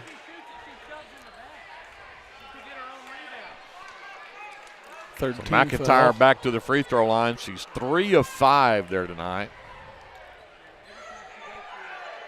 And that one will roll around and drop in. Lead back down to 6. 2:25 left in the ball game. McIntyre readies for her second. That shot, by the way, put her in double figures with 10, now make it 11 in the game. 36-31, Leopardettes by 5. McIntyre will check out as Coach Dublin's going to go offense for defense here. Make sure McIntyre doesn't pick up her 5th. Melton back in the ball game. Full court pressure. McGowan gets it. Racing the other way is Russell. Wisely pulls it back out. Now you just got to take care of the basketball. Voskuhl picks her up. Comes back out to Gentry now. Melton all over her. Give it up to Hernandez. Leslie got shoved to the floor, no whistle. Russell doing her best to try to force Voskuhl to foul, and she finally did. Voskuhl picks up her 3rd. Maybe that last free throw gave Russell the aim that she needs now. Let's knock a couple down. Zeroed in now. These are both going. Nope, too strong with that one. Still a 5-point lead. Melton checks out. McIntyre is back in. Russell gets another free throw here. And that one won't drop either. A rebound pulled down by Roof. Oh, and the steal by McGowan. They tried to force it to McIntyre. McGowan played it perfectly. Leopardettes have it back. 1:45 to go. Up by 5. Don't get backed into that corner, girl. Yep. Timeout called by Coach Cater. Marisol was dancing around, but need to make sure here with 1:37 to go, we know what we're doing. Let's take a full timeout with them. We'll come back to Leopard Arena right after this timeout. This is Leopardette basketball presented by the American Exchange Bank on KBLP Live. The Shopper News Note isn't just another paper. The Shopper News Note is a weekly publication that arrives in your mailbox every Wednesday for free. The Shopper offers free Shopper Topper advertisements as well as news notes and classifieds. And everyone at the Shopper wishes the Lindsay Leopards good luck this season. Go Leopards! Sooner Valve Repair in Lindsay would like to wish the Lindsay Leopards and Leopardettes all the best during this season. When in need of a valve repair, come by Sooner Valve Repair at 106 Southwest 9th Street in Lindsay, Oklahoma, or call 405-756-1599. Good luck, Leopards, from Sooner Valve Repair in Lindsay. 36-31. Leopardettes have a 5-point lead. They also have the basketball. We've got 1:37 left to go in the ball game. Got to take care of the basketball and hit free throws, and the second part of that equation has not really happened for the Leopardettes. They have shot 2, 4, 6, 8, 10, 12 free throws in this quarter. We're 3 for 12. Yeah, I've got 9 misses this half. Yep. That can be pretty big. Russell, Melton with the defense. Gives it to Hernandez. Hernandez out to Gentry. Gentry tried to go back to Russell, double team, comes back to Leslie. Back to Hernandez, and Voskuhl will pick up the foul on Hernandez. That is Voskuhl's 4th. Hernandez has just 1 point in the ball game, where she was 1 for 2 at the free throw line. Let's see if she can knock down a couple of big ones here. This would be huge if she could take this back to a 3-possession game with just 1:19 left. And that one skips across, no good. That is now 3 for 13 from the free throw line in this quarter. McIntyre is back in the ball game. Hernandez readies. And that one will fall in. 6-point Leopardette lead. 1:18 to go. Here comes Jones racing the other way. Wanted to go to McIntyre. Instead comes to Rowlett, top of the key. McIntyre's pointing, wants it to go the other way. Left elbow. Rowlett gets into the lane, steps through, ball is knocked loose, and we're going to get a foul called. A reach in on a Gentry Wilmot, just her second and only the 4th team foul, so no free throws yet. We've got exactly 1 minute left in the ball game. Leopardettes have a 6-point lead. Roof will inbounds. Voskuhl gets it in the corner. 3 ball is on the way. Back iron, no good. Rebound, Cannon Russell. And a foul. And we'll get a foul called as well. McIntyre, I think. That'd be her 5th if it is. It is. Yep. Ava McIntyre just picked up number 5. She will foul out with 56 seconds left to go in the ball game. Finishes with 11 points, 6 rebounds on the night.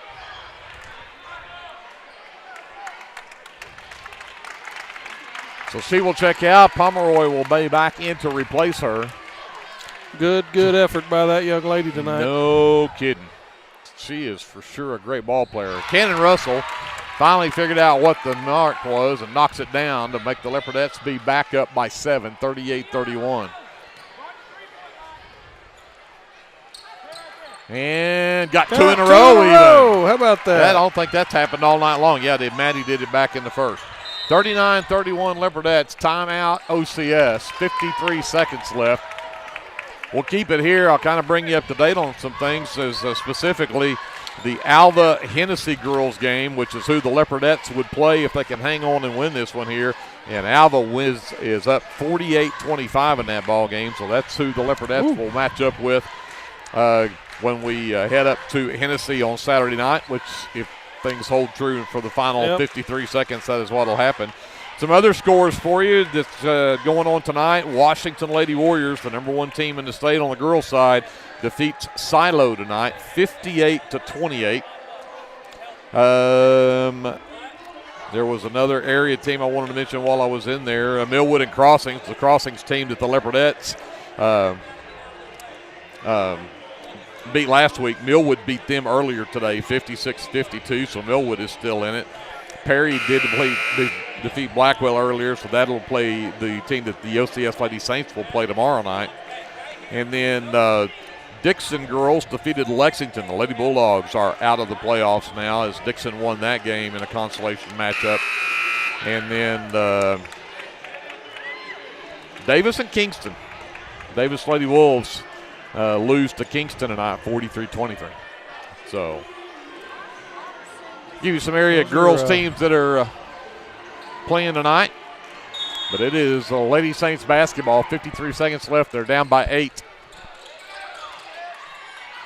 Inside, Rowlett splits a double team, missed a shot strong. Leslie Wilmot comes down with a miss. Hernandez has the basketball and the foul. And let's see, that one will go on Rowlett. That'll be her second. Marisol Hernandez, no, Cannon Russell. Yep. To the line. Cannon had the basketball there at the end. This will be her 9th and 10th free throw attempts in this quarter. In fact, that's what she's got for the whole game. She knocks that one down to put the Leopardettes up by 9. And make it 10. She's got it dialed in now. 4 for 4, her last 4 free throws. 10-point Leopardette lead. Oh, overthrow. And turnover, Lady Saints, that is number 12.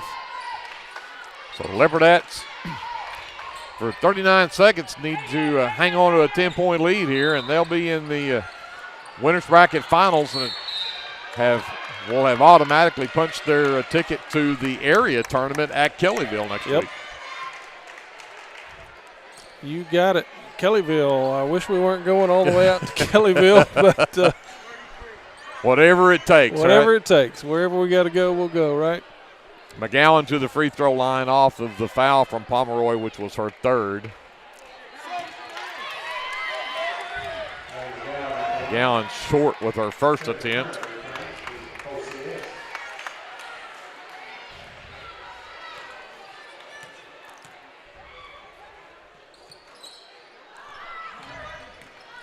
Maddie missed that one.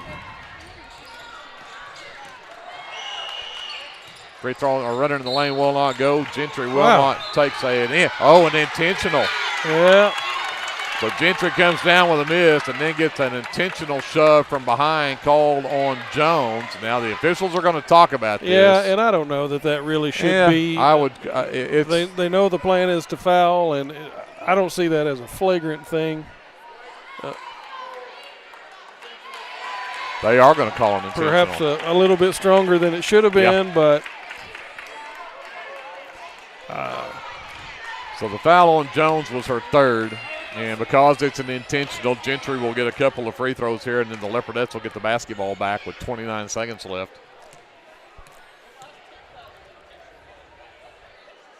And she's short with that one. 2, 4, 6, 8, 10, 12, 13. They've missed 13 free throws. Now finally get that one to go. Leopardette lead is 11, 42-31, 29.8 seconds left. And Leopardettes will get the basketball, but they'll have to go the length of the floor with it. McGowan will inbound, full court man pressure. Leslie, the baseball pass. She gets it at the other end of the floor. I think that was and they'll get the foul against Leslie, or a foul on Leslie against Curran. Her first, but that will be free throws for Leslie Wilmot.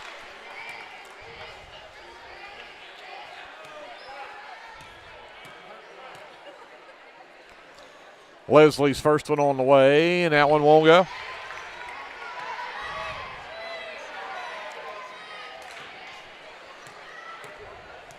This is the 24th free throw attempt.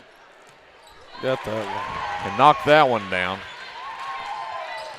She's 2 for 6 at the line. Voskuhl from the right elbow will not drop. Rebound and putback is good, though, for Finley Curran. 43-33. 14 seconds left. Leslie got the inbound and was fouled by Rowlett. That's her third. And Leslie Wilmot back to the free throw line. I'm glad they didn't sing Cannon. I'm running out of room to write free throws for Cannon. Same here. And Leslie cannot get that one to go.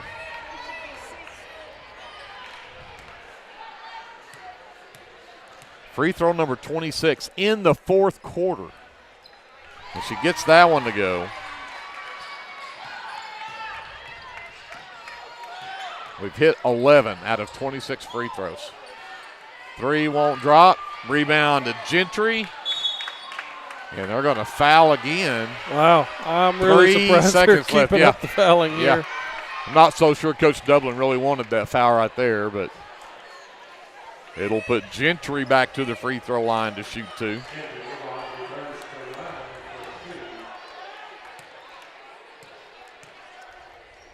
Gentry's first one on the way, no.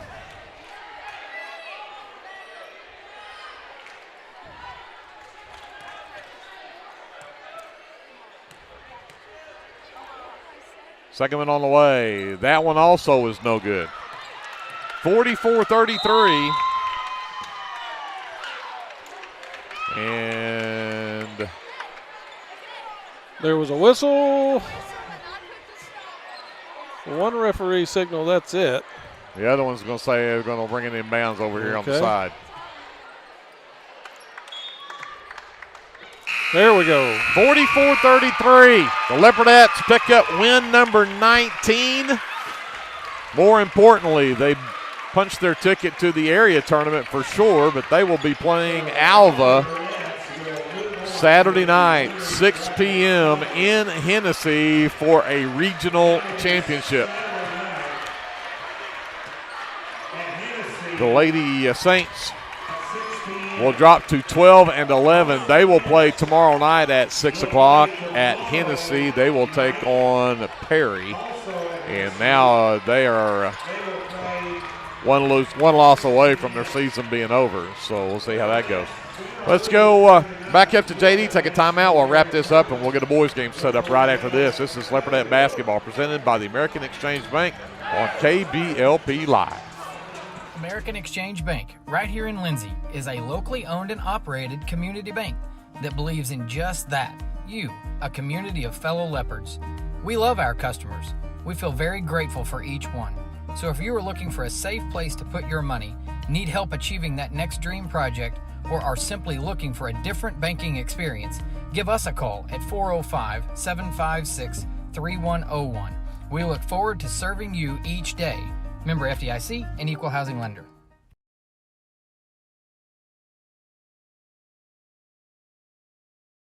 For over 68 years, Winans Funeral Home in Maysville, Oklahoma has been serving families in the area during their greatest time of need. the loss of a loved one. We treat each family as if they were our own and consider it a true calling to minister to each and every family that calls upon us. We don't take caring for your loved one and your family lightly. Your care is important to us. Call on us 24 hours a day, 7 days a week, where our staff can assist your family with immediate need with the loss of a loved one, pre-need arrangement planning, pre-need burial insurance, along with questions regarding funeral burial trust accounts, Veterans Administration, and Social Security benefits questions. Myself, John W. Williams, Teresa, and Claudia are well experienced in these areas and will be more than happy to assist you in any way we can. Winans Funeral Home in Maysville, where you are family.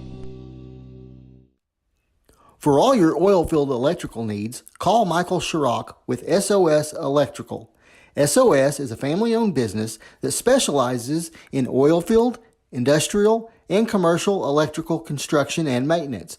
No job is too big, no job is too small. Give SOS a call at 1-405-428-1944 today.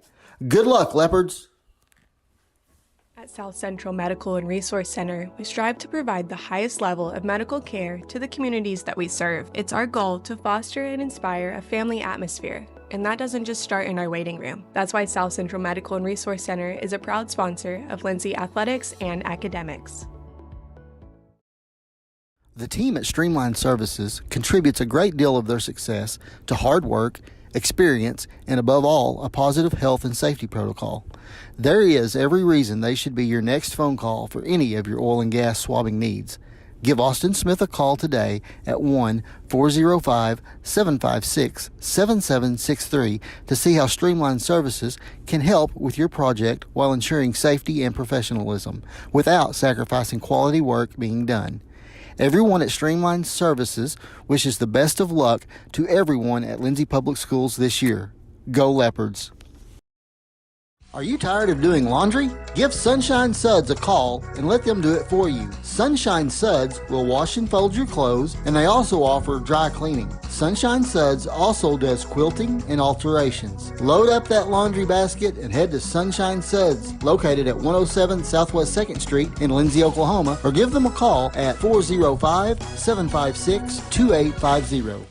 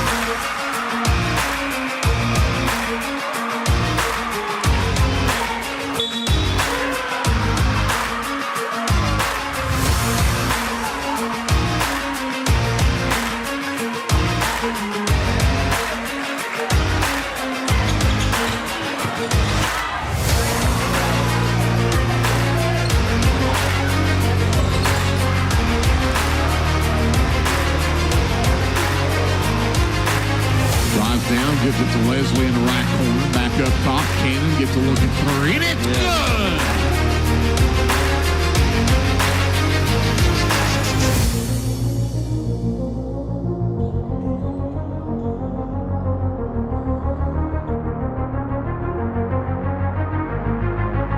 Allen to Russell. Steps through, lays it off the glass and in. Nice move. Oh, nice drive from Hernandez.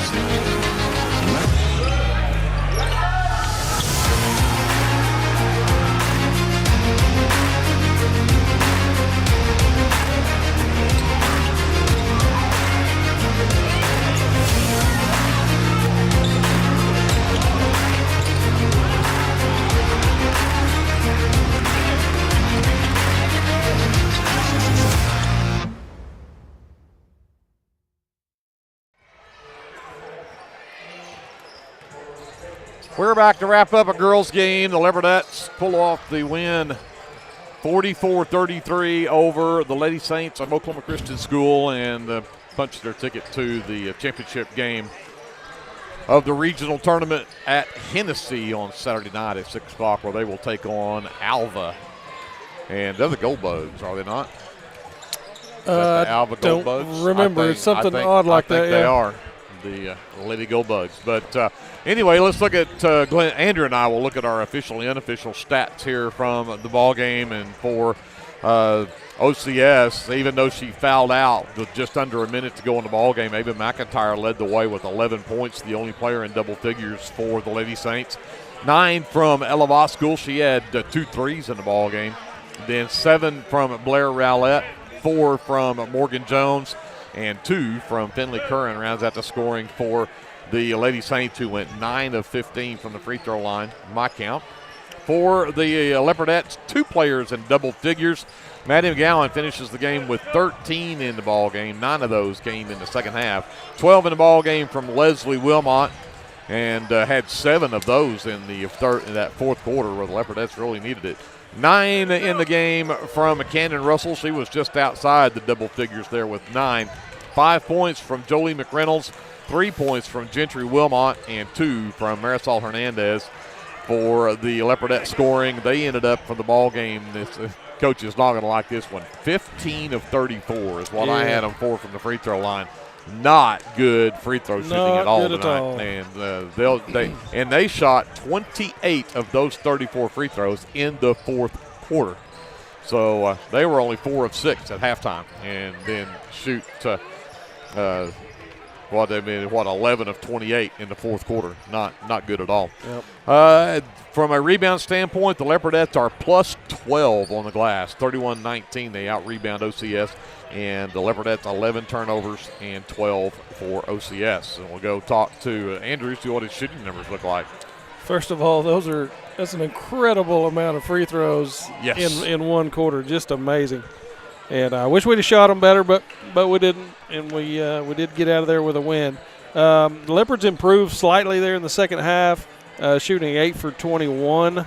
Again, 11 of 28 on the free throws. But from the field, they were 35%. Overall, shooting 13 of 37. OCS girls, not real great there in the second half, particularly the fourth quarter. Only 2 shots out of 7 made. 6 for 18 there in the second half. Overall, they were 10 for 40. That brings it to a nice round 25% shooting tonight. So not outstanding shooting from either team tonight. The Leopards just a little bit better this time and got it done. So we'll get ready for the boys matchup. The Leopards take on the number 1 team in the state on the Class 3A boys and the Millwood Falcons. They are 16-5 on the season. They come in ranked number 1. The Lindsay boys come in at 16-8, and the Leopards they're already getting ready for introductions, and Millwood says, hey, we got 35 seconds left. We're going to shoot. But talk a little bit about this matchup. First of all, the Leopards did not have to play a district game, so literally they've been almost 2 weeks without a ball game. Yep. And so a lot of time to kind of rest up and work. They came off of a big win over Purcell and an overtime win, 56-51. They won that game. Got 13 points from Cameron, Hunter Russell, and Bryce Cater, all in that game. Of course, none bigger than the 3 that he hit there at the buzzer of that incredible fourth shot. quarter to send it to overtime. But, again, you got to kind of relive that. Okay, that's done. Now you got to come play a team. And, again, Millwood, 20-9 last year, lost to number 1 OCS by 5 in the state championship game. They won the state championship in 2023. They won it in 2022. They were runner-ups in 2024 and 2019. This is a really good basketball there's team. no doubt about that. And everybody knows it going in. Yep. We've just got to come out here, play tough basketball, body up on these dudes, don't be intimidated, and come away with what we can. Well, it's like Coach Terry told the guys before the game started, at warm, actually, when they were warm this afternoon, he says there's probably not anybody in the state that has y'all a chance to win this ball game. The pressure's on them to make it happen. 100%. Well, let's get you to the starting lineups for the Falcons. They'll start number 1, Braylon Goins. He is a 6-foot-tall senior. Number 2 is Isaiah Wilkes. He's a 5'11 junior, the only guy I think on the team that's under 6 foot tall. Number 3 is Amari Barrett. He is a big catalyst for them. He does a lot on the floor, 6'4 junior. Number 10 is Mark Presley. Presley, a senior, and he may be right at 6 foot tall. And then they'll round out the starting 5 with number 23, Jonathan Van Buren. He is a 6'4 junior. They have a 6'7 senior, Corey Holman, on the roster. I watched 3 games. I did not see any of the games with him on the footage. So I don't know if he's nursing an injury. I did see him warming up out here, but we'll see if maybe Holman gets into the ballgame. But, again, Millwood 16-5 on the season, number 1 in the state. Head coach is Dorian Williams. He's assisted by Kendrick Jackson, Evan Alexander, Reggie Pratcher, and Nate Jones. For the Lindsay Leopards at guard, they will start number 1, a 5'9 junior, Armando Hernandez. At forward, a 6-foot sophomore, number 2, Isaac Cameron. Getting the start tonight at guard, a 6-foot junior, number 10, Hunter Russell. Also at forward, a 6'2 junior, number 23, Bryce Cater. And then on the inside, the big guy, number 34, a 6'3 junior. That is Gustavo Torres. Lindsay Leopards 16-8. Their head coach is Devin Terry. He's assisted by Gavin Wilson. Well, here we go. Yep. Been waiting a couple of weeks for this one. This is the litmus test. You really want to know where you're at? This is the best team in the state. Let's see where you're at. We'll talk a little more about I did watch the Dale game where Millwood lost to Dale.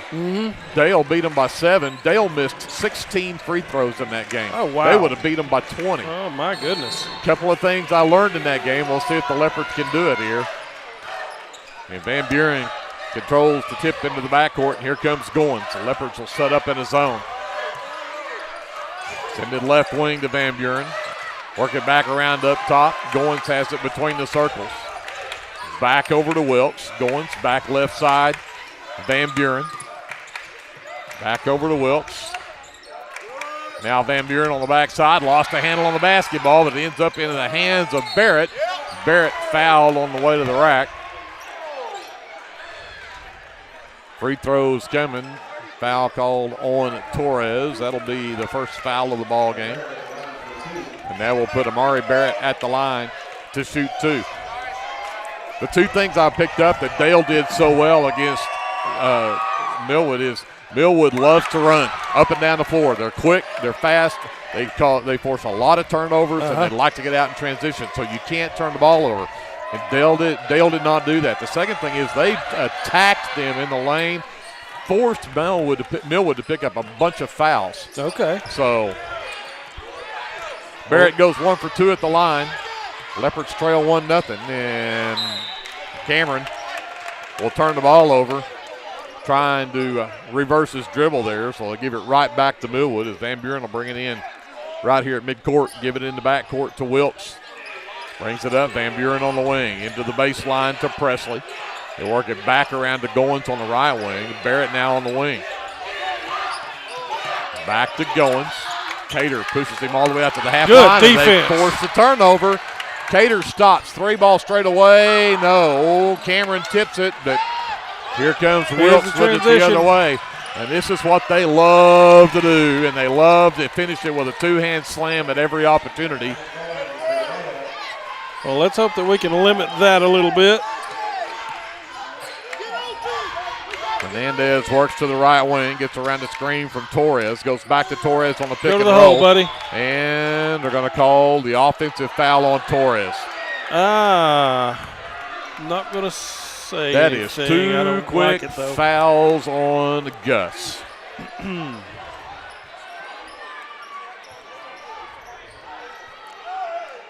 It's 3-0. Goins brings it across. Millwood with the lead in the basketball. Van Buren back up top. Wilkes back over to Goins. Cater nearly had another steal there. Right down the middle of the lane. Nice block. Rejection from Torres. Cater comes away with the miss. Hernandez across the timeline. Wilkes stays with him all the way to the baseline. And I think we're going to call the hand check on Isaiah Wilkes. His first will be the team's first.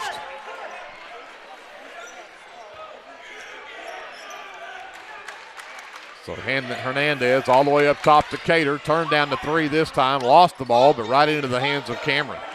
Isaac goes baseline, spins, can't get it to drop. Great move, though. My goodness. Here comes Barrett the other way. Hesitates at the free throw line, sends it out to Wilkes on the wing. Back up top to Van Buren. Goins right side three on the way. It's up and good. 6-0 Millwood. Timeout Leopards. 5:53 to go in the first. We'll take it with them and come back after this. Leopard basketball is presented by the American Exchange Bank on KBLP Live. Super C. Martin Lindsay is proud to cheer on our Leopards and Leopardettes. Come see us for all your game day snacks or bounce back from a late night of Leopard basketball with one of our goodies from the bakery section. And make sure to download our app so you never miss a deal. Craving a taste of authentic Mexico right here in town? Head over to Casa 13. Order to go and settle in for all your Leopard action at home. Now serving breakfast Saturdays and Sundays. Come see us at 110 Southeast 4th Street. Go Leopards! 5:53 left to go here in the first. Millwood has raced out to a 6-0 lead. Leopards have the ball out of the timeout, though. And Hernandez has the ball batted right back at him, and he threw it away. Reverse layup is up and good for Amari Barrett. It's 8-0 Millwood, and the Leopards nearly had another turnover. Russell has it. They don't pick him up, so he'll push it up the floor. Now the trap comes, and Russell turned it over. Layup. Barrett. Easy layup. 10-0 run to start. The full court pressure. Hernandez gets it right wing. Russell wide open three. No, right off the front of the rim. Cameron ended up with the rebound, and he got shoved from behind. That'll go on Amari Barrett. His first is the team's second. On the rebound, Cater will bring it in on the baseline for the Leopards. Cameron gives it right back to Cater in the corner. Torres will step out on the wing, gives it back to Cater. Back to Torres on the pick and roll. He'll send it up top for Cameron. Picked up there by Goins. Back over right wing, Russell. Back out between the circles to Torres. Tried to send it down low. Cameron had to go chase it out in the corner, but does a great job of hustling out there. Yeah, he sure did. And again, there's that long arm of Barrett. He's 6'4", but he can jump. Any pass, you're going to have to bounce pass. They're going to knock any pass out of the air, and they're going to call another offensive foul on the push-off. Did they call that on Gus? That is his third. He will have a seat, and we will see Creed Taylor in the ball game. We haven't seen Creed since he really rolled that ankle. No, we'll see how that ankle's doing, won't we? Looks healthy. Yep, he does. So Van Buren will come get it out between the circles. Looks to attack. Pushes down into the lane. Sends it out into the corner. Three balls off the back iron. Rebound is loose on the floor. And Wilkes finally comes up with it. And I think we're going to get another foul called on the Leopards. Well, it sure looked like he had a hold of the ball right there. I would agree with that. Cater picks up his first. It's the team's fourth.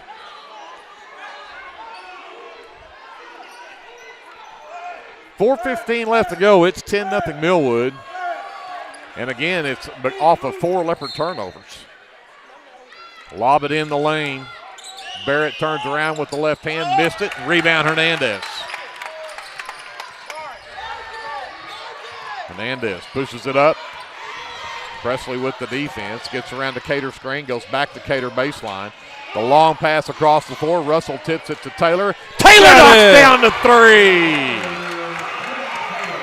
Here they come quickly the other way. Barrett baseline. Great defense. Russell cuts him off. Goins back up top. Van Buren. Wilkes in the right corner. Back to Van Buren. Quickly left side. Goins. Barrett baseline. Got to travel. Good call. Second turnover on the Falcons. All right, let's see if the Leopards can get something going here. Hernandez gets it. Full court man pressure. And Hernandez just pushes it up. Wilkes has the defense.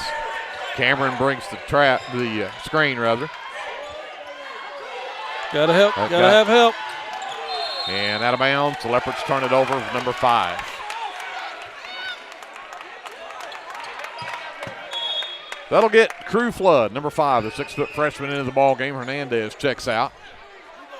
3:22 left here in the first. It's 10-3. Millwood on top. Wilkes will walk it up. Leaves it for Goins. Van Buren back to Goins, back to Wilkes. They work around the top of this 3-2 zone from the Leopards. Wilkes around a screen from Barrett, gives it out right. 3 ball on the way is up and good from Isaiah Wilkes. 13-3, back to a 10-point lead for the Falcons. Cameron turned and fired it over to Taylor and out of bounds. That's turnover number 6. And we talked about this pregame. You can't turn the ball over against them. And you can't let them get out and run. And we've turned it over 6 times now, and you're down 10. Yep, and they've got us in more foul trouble than we've got them in. Absolutely. Van Buren. Right back to Goins, back to Van Buren, down the baseline. Cameron tipped the pass, but out of bounds. Great defense there from Cameron.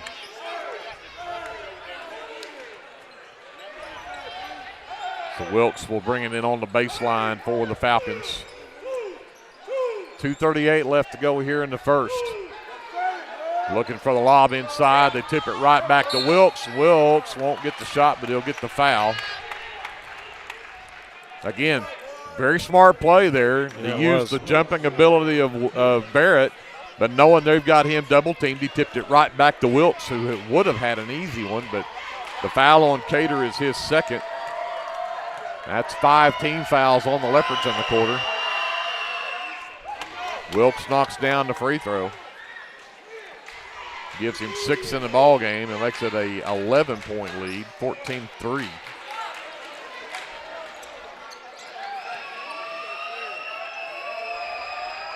Wilkes readies for his second. And that one's up and good as well. Number 5 is Chris Clay, the 6'1 junior. He will replace Van Buren. 12-point Millwood lead at 15-13, their biggest of the game. Tater gets the inbounds. The trap comes, and he'll lob it in the direction You're not going to be able to lob it against these guys. Cater left wide open from 3 Bingo. straight away, and he knocks it down. Timeout, Lindsay. Yeah, we're going to have to make sharp passes. No lobbing against these guys. They're too athletic. Absolutely. They jump too high. Timeout on the floor. We'll take it with them with 2:22 left in the first. 15-6 Millwood when we come back here on KBLP Live. Tabor's Drug has been locally owned and operated for almost 60 years and has employed many Leopards and Leopardettes. We are very proud to be a supporter of our sports teams. At Tabor's Drug, your prescriptions are filled with care and accuracy, and our pharmacist is available for free consulting concerning your prescriptions bought at Tabor's. We also offer interpreters for our Spanish-speaking friends. We are a very friendly store that has that small town feel. You can reach us at 405-756-4511. Come and see us. El Unico Taco Truck is ready to curb your hunger. The traveling taco truck has locations in Lindsay and Blanchard and is available for catering services. You can contact El Unico to book your next event at 405-760-0821. El Unico enjoys supporting all of our Leopards with their Taco Tuesdays. Reach out to El Unico for your next event.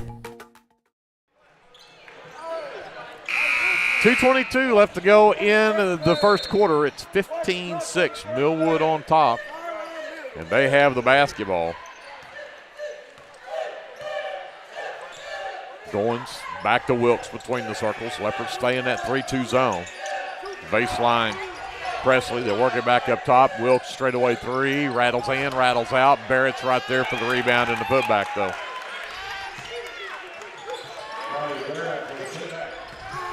And there is another turnover. Wilkes in the lane. Barrett lays it up and in. That's what we can't do. 9 points in the quarter for Barrett. There's another turnover. Another. My goodness. I'm out of room on him already. 21-6. Cameron is trapped in the backcourt. Gives it away to Cater. Cater, another one tipped out of bounds. Leopards get a break right there.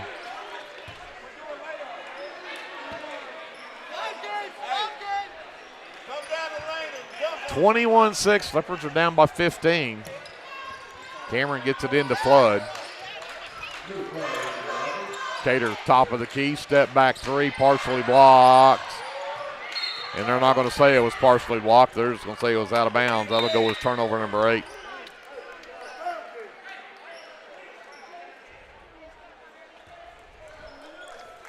Yep, just like Coach was saying as they came out of the break there, we need to settle in, we need to calm down, run the offense, take what they give us. Barrett up top, Clay, lob underneath.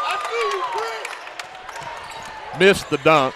The trap in the backcourt on Hernandez, though. Steps through and gives it to Cameron.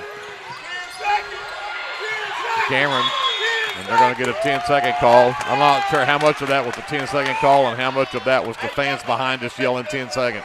Yeah, they were that was a convincing, quick one. it seemed to me like. Turnover number 9.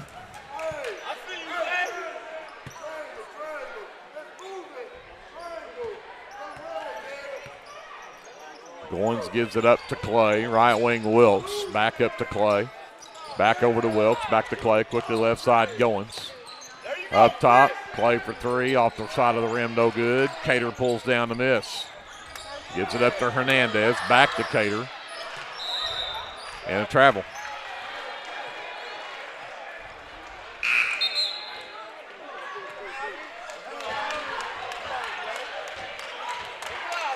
Clay checks out. Number 21, Javier Richards checks in.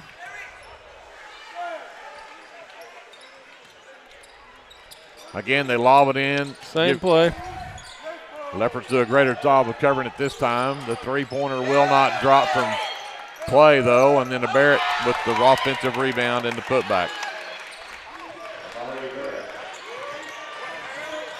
23-6. Leopards break the press. Cameron, the Euro step, but he can't finish. Barrett, the other end. Great defense. They block the shot. The tip doesn't go either, but that'll bring Goins back out with it. And Leopards force a turnover. Number 3. Here comes Flood the other way. Cater in the left corner. 3 ball at the buzzer won't drop. Good look, though. Nice try there from Cater. But just like we suspected it could be, 23-6. Millwood by 17. Well, they're blue. They are blue and white, yeah. Back upstairs, we'll come back after this. Leopard basketball is presented by the American Exchange Bank on KBLP Live. T&W Tire is a family-owned, full-service commercial tire company. As a leader in auto repair, T&W is more than just tires. Our highly qualified mechanics can get you back on the road no matter what you drive. We also specialize in serving the tire needs of commercial fleets, oil and gas, construction equipment, and a variety of industrial applications. So for your automotive needs, look no further than T&W Tire, located at 410 Southeast 4th in Lindsay, Oklahoma, or look up one of our many locations on tnwtire.com. The City of Lindsay is a proud sponsor of LHS Athletics and Academics and wishes all Leopards and Leopardettes a healthy, happy, successful season.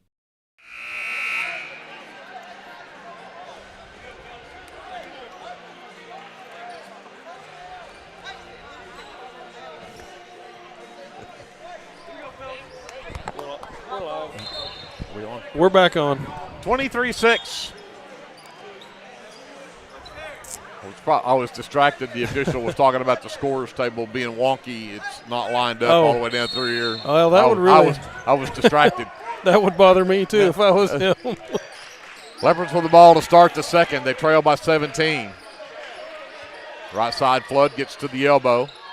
Sends it back out to Cameron between the circles. Cameron goes to work, gets to the free throw line, takes it all the way to the rack. Tough shot, missed it. Torres is back in the ball game. Tips the rebound out to Hernandez. Back to Torres in the lane. Cameron left side three is an air ball. Rebound underneath for Wilkes. In the lane, Barrett over Torres, puts it up and in. They're going to stay in this full court trap. The Leopards break it easily this time. Hernandez back to Flood. Up top for Taylor. Catch fire three from Taylor on the way. It's short. Just grazed the front of the iron, but out of bounds. That'll go as the turnover number 11 on the Leopards in the half.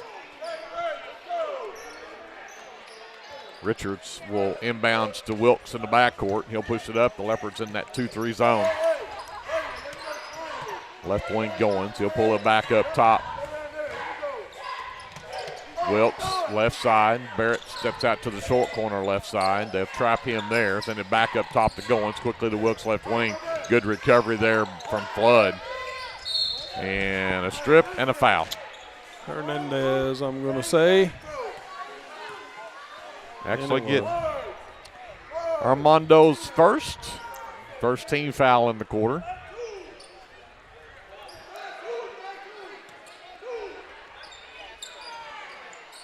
Wilkes inbounds. Play right side three's up and good. Pretty shot. 28-6. 22-point lead for the Falcons. Hernandez pushes it up right wing to Taylor. Taylor got his man in the air, got into the lane, comes to Flood. Flood's left wing three on the way. His back iron no good. Wilkes with the miss. Pushes it the other way. Goins has a wide open look at three. It's too strong. Barrett up over the back, no whistle. Rebound Clay, the no-look pass underneath for Richards for the basket. 30-6, Torres gets it over to Taylor. Taylor will get it across against Goins. Taylor gets to the elbow, spinning in the lane, sends it back out top or tried. Pass is knocked away. Good recovery from Taylor as he knocks it out of bounds. Taylor will check out. Cater and Russell return. Cameron also sits. Barrett will check out as Van Buren returns for the Falcons. Wilkes will bring it in on the baseline for Millwood. And great hands there from Russell. Oh, they're going to say it's off the chest of Richards. Great. It's even better play now. Yeah, it was. It hit him right in the chest, and he let it go like somebody else touched it. Inbounds comes to Russell. Has Clay on him in the backcourt. He'll get it across the timeline. Comes to Hernandez, tried to, and there is the dunk. The dunk. That's what they live for. Is they want those in transition plays like that. They are so quick, and they may be fixing to get another one here if the Leopards don't get control of it. Flood trapped. Finally got it away to Cater left wing. Cater fires a long three that skips out no good. Flood knocked his own man down. Cater ended up with it anyway. Cater in the lane. Russell got it up and in. Nice find and a great cut into the lane from Hunter Russell. Again, in transition, a quick shot that will not go for Wilkes. Flood with the miss. Hernandez pushes it up the floor, stops left elbow, gives it to the right elbow to Torres. Torres tries to drive down and had it stripped, but out of bounds. The Leopards will keep it. 4:55 left here in the second quarter. It is 32-8. Rough start. That's hard to dig out of. Yeah, no kidding. Cater gets the long inbound to the top of the key, tried to lob it down to Torres, and it was tipped. Yeah, those lob passes. We got to quit with the lobs. If you look down this roster, 6 foot, 6'4", 6'4", 6'1", 6'1", 6'4", 6'1", 6'2", 6'4", 6'7", 6. You're not lobbing it over the top of these guys. Not going to happen. Russell from the free throw line, wide right. Rebound Richards. Here comes Goins the other way, and Hernandez will pick up the foul, make him earn him at the stripe. Armando's team second in the quarter. Isaiah Wilson heads to the free throw line to shoot two.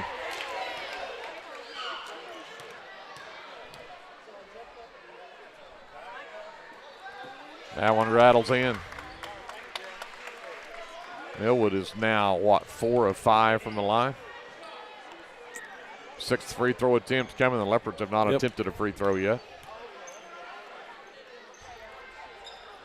Knocks it down. He was 2 for 2. 5 of 6. 34-8. Millwood on top. 4.5 left here in the first half. Hernandez pushes it up, gets it into the corner. Torres takes it baseline, and did we get it? We did. Looks like we got a blocking foul. I'm afraid we just picked up number 4 on Torres. Yeah, and I had people in my way. I couldn't see exactly how that went down, but I saw a body fly. Clay picks up the foul. He is first as the team's first.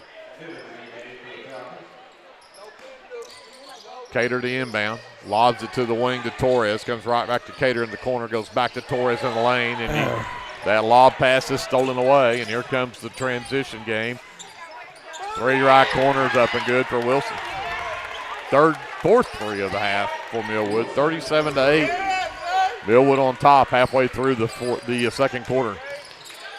Hernandez lost the dribble, got it back, and then lost it again. Cater happened to save that one. Got it over to Russell. Russell looks to drive in, dumps it down to Torres. Again, they tried to draw the foul, and they can't get the clock. Doesn't work, but they'll get fouled on the shot anyway. Wilson picks up the foul on Millwood. He is first as the team's second. Yeah, strong move in there by Torres. I know he's anticipating a ton of contact down there. Kind of forgot to focus on the shot. Got focused on the contact, but drew the foul. Let's see if he can sink them. Got a couple here. First free throws of the night for the Leopards, and the first one will not go. Wilkes and Barrett check out. Number 4, Josiah Mays, has checked in for the Falcons. Gabriel Bivens, number 11, is also in the game for Millwood. Torres can't get either one of his free throws to go. Bivens will pull down the miss, and here comes Wilson the other way. Clay back to Wilson, up top Bivens, right side over to Mays.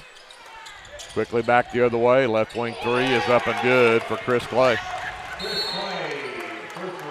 40-8, Millwood on top, 3:36 left to go here in the first half. Timeout, we'll take it with them and come back to Leopard Arena after this. Leopard basketball presented by the American Exchange Bank on KBLP Live.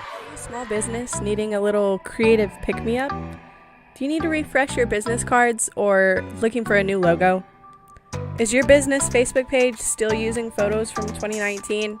Tailored Creative Services offers services for logo design, business cards, photography, videography, and pretty much everything in between.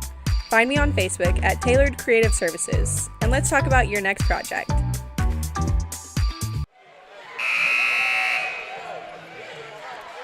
Not much going wrong for Millwood, and not much going right for the Leopards here in the first half. It is 40-8. We've still got 3:36 left to go. Millwood on pace to hit 100 in this game.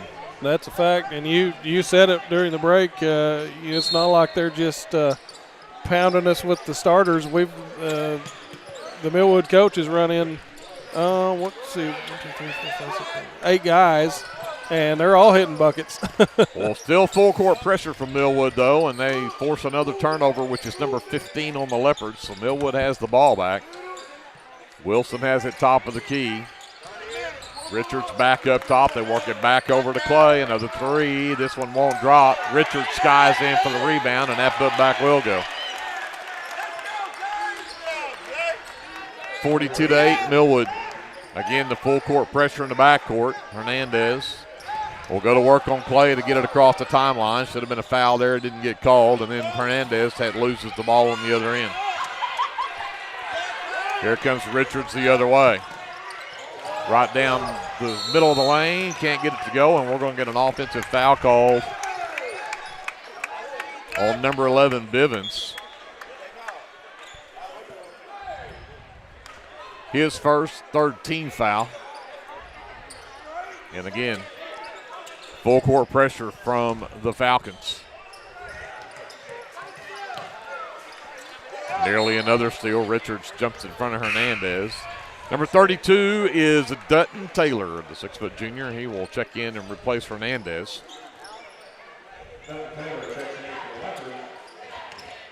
Cater to inbound. Cameron gets it. Has Richards on him for defense, so everybody clear out. He'll push Richards all the way up the floor. Finally tracks down the ball behind him. Works to the right wing. Gets a screen from Taylor. Comes back to the top of the key. Gives it up to Flood. Flood works to the right wing. Wants to go back to Cameron. Goes baseline. Turns around. Jumper. No, but draws contact. Cameron will go to the free throw line. Foul called on Richards. His first is the team's fourth. And Isaac Cameron will go to the line to shoot two. 42-8 Millwood. 2:13 left to go here in the first half. And Cameron knocks down the first free throw for his first point of the game.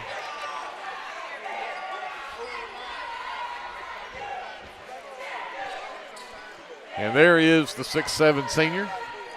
Number 24, Corey Holman, the second, has checked in for the Falcons. As Cameron knocks down both free throws.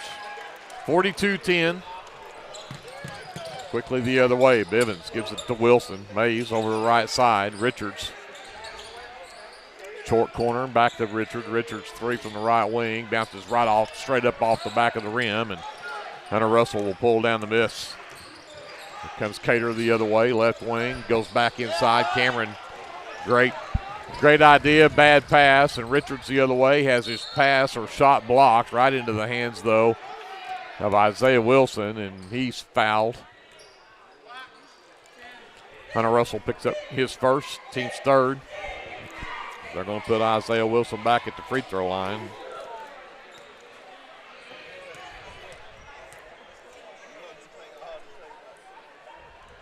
Free throw rattles in. He's now 3 for 3 at the line. He's got 6 points in the game.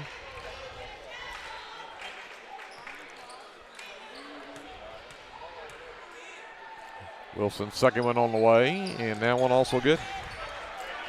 44-10, Millwood. And again, full court pressure as Flood gets it across to Cameron. Cater left wing. Up top, got it to Taylor. Over the right side, Russell. Russell around the Taylor screen. Goes back up to Cameron between the circles. Quickly left side, Cater. Cater dances, gets to the free throw line, lost the dribble, got it back. Russell for three, that's too strong. Richards with the miss. Here comes Wilson the other way. Holman in the lane, Richards jump stops, and he's going to be fouled. Foul called on Dutton Taylor, his first, team's fourth, but on the shot.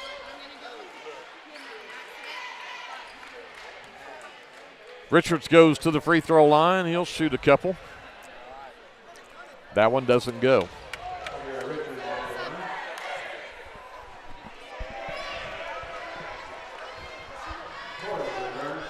Torres back in the game. Cater will get a breather.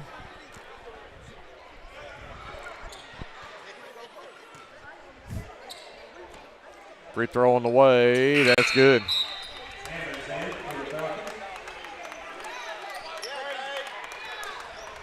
Richards checks out, and number 34, Jordan Hammonds, the 6'2 senior, checks in.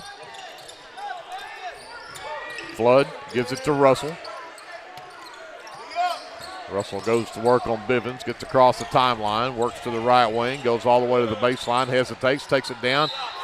Had his shot rejected, but contact there. Excellent effort there by Russell. Driving it down, seeing an opportunity down the baseline and trying to go to the bucket. Russell goes to the line. Leopards down 45-10. And Russell can't get that free throw to go.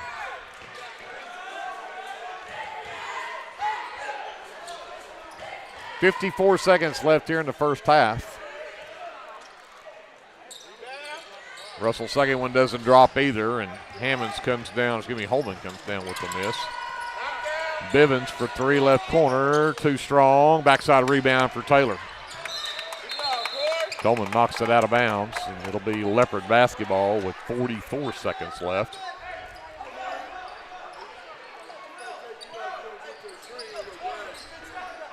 So Russell will bring it in. Gets it to Flood. Again, this 1-2-2 full court trap. Cameron back over to Flood, gets across the timeline. 33 seconds left. Flood all the way across to Torres in the right corner, back to Cameron, top of the key, takes it all the way down the right side of the lane. The blocking foul will be called. Cameron will head to the free throw line. Josiah Mays, picks up his first. That's 5 team fouls now on Millwood. But only 27 seconds left. Doesn't really give us a whole lot of benefit now, but Cameron back to the line. Has 2 points. As he was 2 for 2 his first trip to the line, and before I could even say that and jinx him, he misses the front end. I don't think it's you that has him jinxed.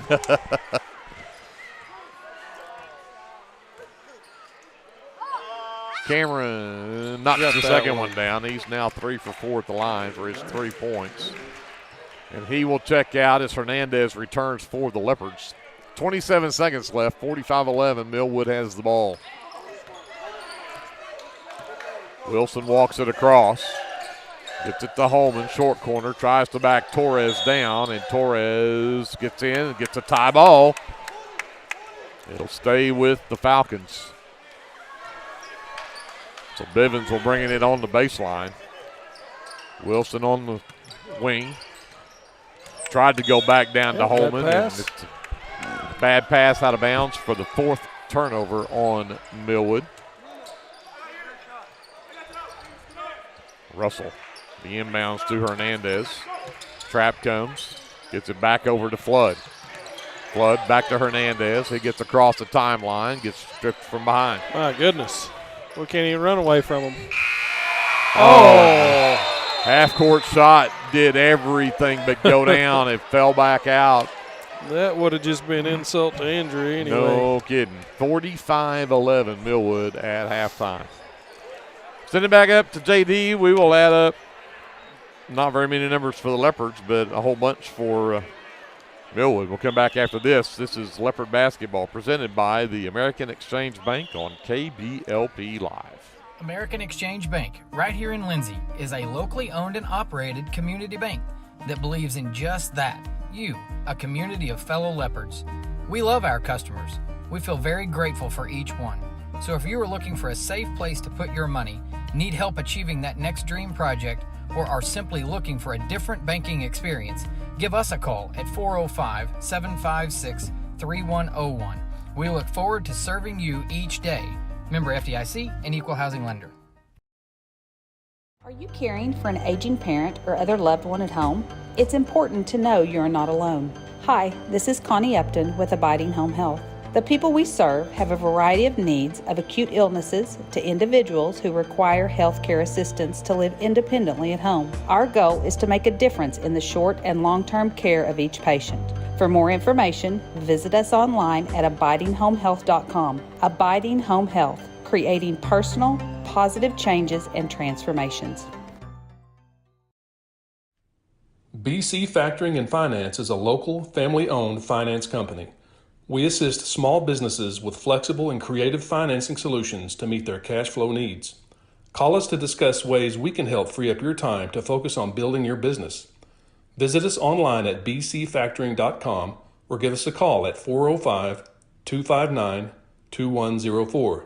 Go, Lindsay! Craving a taste of authentic Mexico right here in town? Head over to Casa 13. Order to go and settle in for all your Leopard action at home.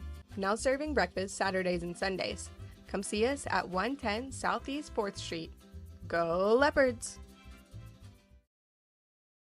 This is Brandon Cottrell, pastor at Calvary Baptist Church. Just want to take a moment and invite you to come worship with us this Sunday. Classes begin at 9:30 and worship follows at 10:45. We have something for all ages each Wednesday night. Meals begin at 5:30 and Bible study follows at 6:30. We would love to have you come be a part of our worship. We're located 410 West Chickasaw. Come join us.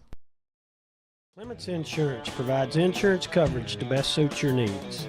We offer auto, home, farm, life, and business policies.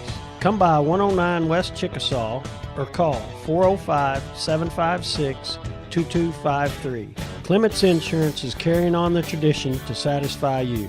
So come see me, Keith, or Beth. Go Lindsay. The City of Lindsay is a proud sponsor of LHS Athletics and Academics and wishes all Leopards and Leopardettes a healthy, happy, successful season. Lingman Incorporated is a proud supporter of the Lindsay community. We hope you'll keep us in mind for all your oil-filled electrical needs. You can give us a call at 405-756-4773.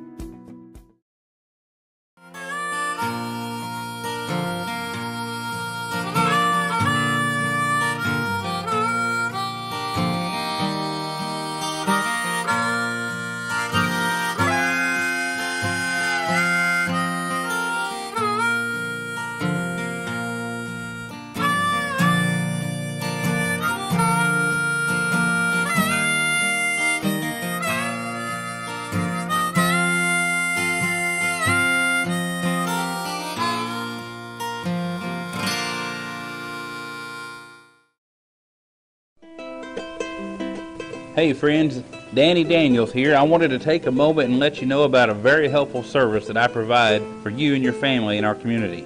I own and operate Danny Daniels Pest Services, and I would like to ask you to call me the next time you have a need or desire for effective, safe, and affordable pest services. If you have spiders, roaches, ants, fleas, ticks, scorpions, crickets, whatever, I can help. Give me a call at 405-428-3833. That's 405-428-3833. I'd be glad to help. Whether you want to promote your business or unite your team, depend on Design It. Locally owned and operated, we are dedicated to offering the service you need to give you the results you deserve. We are committed to providing you with custom screen printing, embroidery, custom graphic designs, logo designs, and we have a creative arts department and an in-house artist who can take your idea and give it our professional touch with custom art services. Contact us today.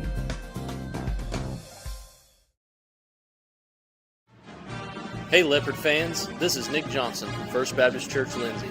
At First Baptist Church, we are a family ministry and desire to faithfully proclaim the gospel in Lindsay and beyond. We would like to invite you to join us every Sunday for worship at 9 a.m. and Sunday school following at 10:15. Our Wednesday evening activities start with dinner at 5:50, and then we have Bible studies for children, youth, and adults starting at 6:30. First Baptist Church is proud to support the Lindsay Leopards, and we wish all of our student athletes a successful season. From all of us at First Baptist Church Lindsay, go Leopards! For all your tax services, contact Grant and Katie Johnson, CPA. Grant and Katie are certified public accountants that provide full-service accounting, bookkeeping, payroll, and tax services. With 2 offices, one located at 600 Southeast 4th Street in Lindsay, Oklahoma, and another at 313 North Walnut in Pauls Valley, Grant and Katie are ready to meet your CPA needs. Give Grant or Katie a call at 405-238-2727 and set up your appointment today. Hey there, this is Trace Adams with Hassler Hot Oil Service. We are family owned and operated with over 25 years experience. I am a 4th generation Lindsay Leopard, and we proudly support Lindsay Leopards and Leopardettes athletically and academically in all their endeavors. Call my dad, Greg Adams, at 405-756-6075 for all of your hot oiler needs. Again, that's 405-756-6075. Go Lindsay! Get your game day, or any day, off to a great start with Hot Mess Coffee at 213 South Main in Lindsay. Hot Mess Coffee Co. offers coffees, lattes, teas, and other tasty beverages, plus great food, too. Good luck to the Lindsay Leopards from Hot Mess Coffee Co. and Java House Realty at 213 South Main in Lindsay. Hughes Heat and Air is a family-owned business that serves Lindsay and surrounding areas. Hughes Heat and Air provides service for residential and commercial jobs, including simple repairs and new installations. Hugh and his crew take pride in providing professional, efficient, and reliable work at affordable rates. For your next heat and air project, give Hugh a call at 1-405-756-6399. Good luck, Lindsay.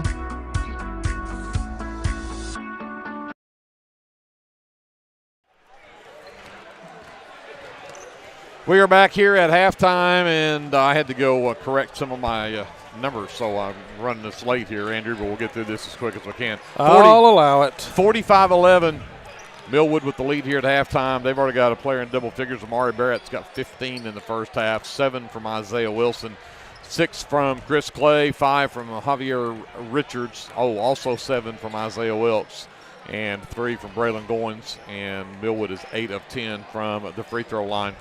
The Leopards have 11 points, 3 from Isaac Cameron, all at the free throw line where he's 3 of 4. 3-point basket from Creed Taylor, a 3-point basket from Bryce Cater for his 3, and then 2 points from Hunter Russell. That's all the scoring for the Leopards. They were just 3 of 8 from the charity stripe. Leopards were out-rebounded 15-7 in that first half, but really the number that tells the whole story, 17 turnovers in that first half, and just 4 from Millwood. So with that, we'll send it over to Andrew to talk about the shooting numbers. Yep, Lindsay really struggled in that first half. Millwood's defense just stifling. We're rushing shots, not taking good shots, and we wound up 3 of 16 shooting 19% from the field in that half. As you mentioned it, 3 of 8 from the charity stripe, 38% there. On the flip side, the Falcons took twice as many shots and made 5 times as many shots. They were 15 for 31 in the first half for a nice round 48% from the field. Very good shooting from them by any standard. I had them 8 for 10 from free throw, 80% free throw shooting, which is fantastic. So these guys, these Falcons, they're hitting on all cylinders, and Leopard struggling with it. So we'll see if they can figure something out here. And I don't look to come back here if we're honest, but, man, if we can play some decent basketball, I'll be happy. Well, the Leopards send their starters back out onto the floor, and the Millwood will send Clay out there in place of Dan Buren for all but their starters, but Cameron will get the inbound from Russell's. The Leopards have the ball to start the second half. Hernandez goes to work on Goins. He'll get it back between the circles for Cater. Cater to the free throw line, lost a handle on it, but they'll call the foul on Chris Clay on the reach in. First foul of the second half. Leopards need to take care of the basketball. Really, that's the downside of what happened to them in the first half. You talked about twice as many shots, and it's just from turnovers. Take care of the basketball, and there's nearly a turnover there. It's Goins nearly got it away from Hernandez again. Cater out to Cameron. Cameron lost it across the backcourt, and there is the turnover. And I mentioned that's the MO from Millwood is high-pressure defense, force turnovers, get out in transition, and get easy baskets, and that's what they do. And they contest every movement of the ball, pass, dribble, crossover, you name it. They are getting hands on the ball. Everywhere, you're right.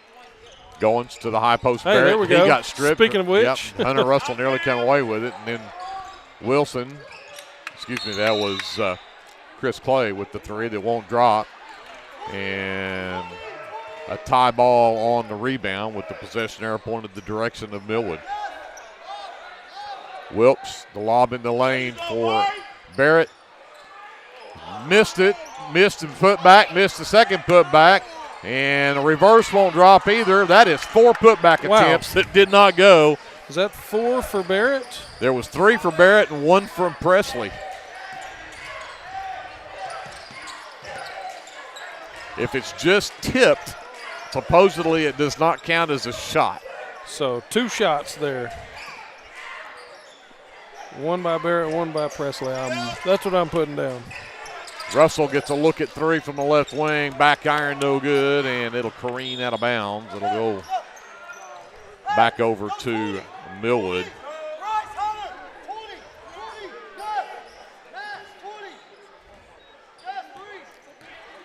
Wilkes will get it from Goins to bring it across. Goins stands with it.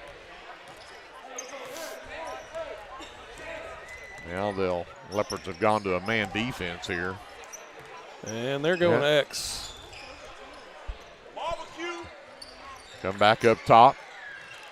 And to Barrett. Pushed out by Hernandez. Give it back up top for Wilkes. Straightaway three won't drop. Caterer had the ball. Nearly got it knocked loose, but got to Hernandez. Ahead to Cameron. Leopards have numbers. Cameron can't get it to go. And look out, here we come the other way with numbers, and missing the dunk is Wilkes. And there's a move in the lane from Russell. Tough shot. The big grin on his face as he comes up. After he got that one, he'll get an and one as Clay picks up his third personal. Second team foul in the quarter. Clay will check out. Wilson returns for the Falcons. Hunter Russell goes to the line for a old-fashioned and three-point play and knocks it down.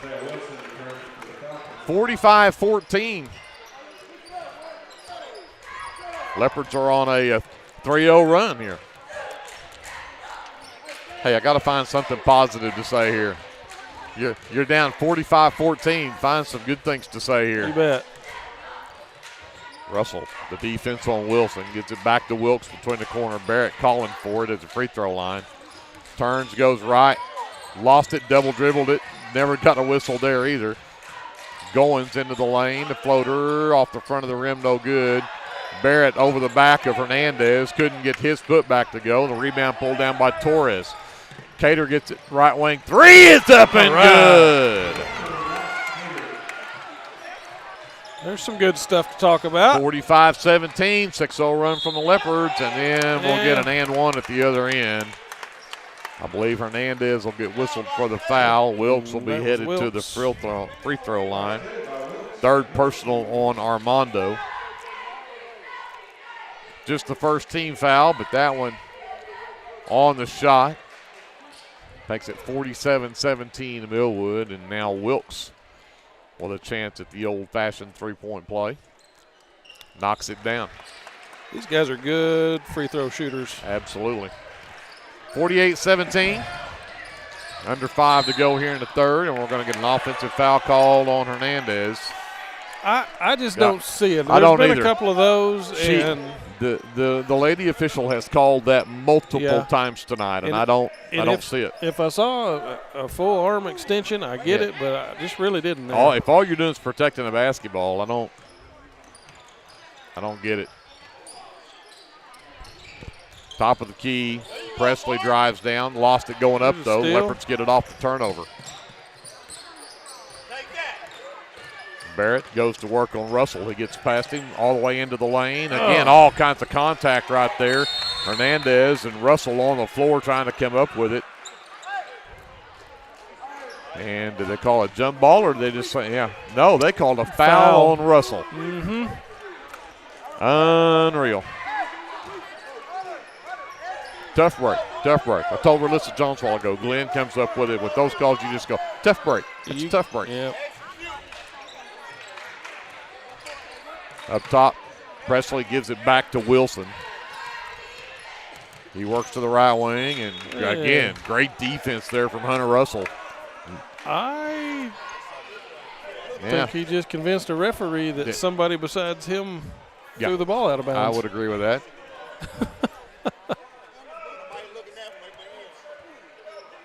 Wilson will inbound in front of his own bench. 4:19 left in the third. It's 48-17 Millwood. Barrett gets the inbounds. Turns and faces up on Cameron, gets to the elbow, got Cameron in the air. His floater doesn't drop, but the rebound and putback does go for Presley. 50-17 as we reach the halfway point of the third quarter. Cameron goes all the way to the baseline, double teams, comes back to Russell, quickly inside Torres, up top Cameron. Got around Presley, takes it all the way to the rack, left it too strong. Torres fights for the miss, gets tied up. Leopards will have the possession arrow.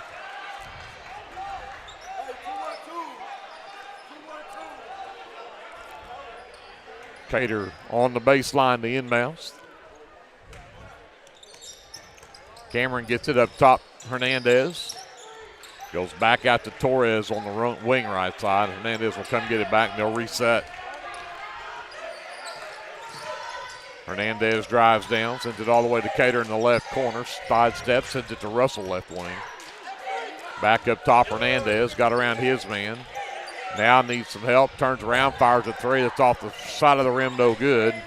Wilkes will track down the miss. Quickly ahead, Barrett drives into the lane, leaves it, then out of bounds. The Leopards knock it out as Presley couldn't come up with it, but it's off of Lindsay.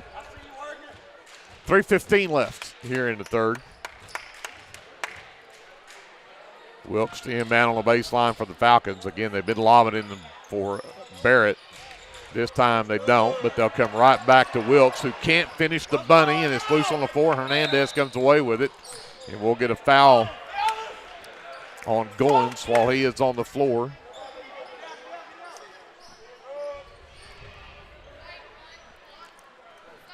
Goins picks up just his first, team's third.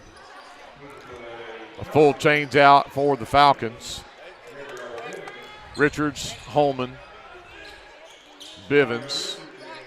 Actually, Wilson stays on the floor. Mays is the other one I was thinking about. Yep. And then, of course, who did I miss there? Mays was the one I guess I was looking for. Cater to inbound.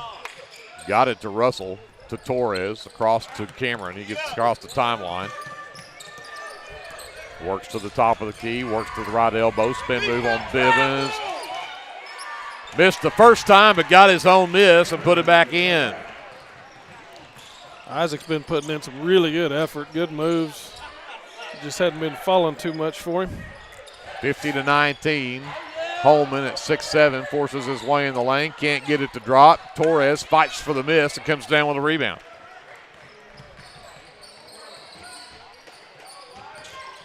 Cater left alone for three, skips across. Flood has the rebound and a foul as they'll get, I believe that is Richards up over the back. It's his second, team's fourth. In the game for the Leopards, number 14, Abel Williams, the freshman. Number 32, Dutton Taylor, also in. And number 4, Maverick Dodson, the 5'9" junior. Dodson tried to bounce it inbounds. They're going to say it was kicked by Holman.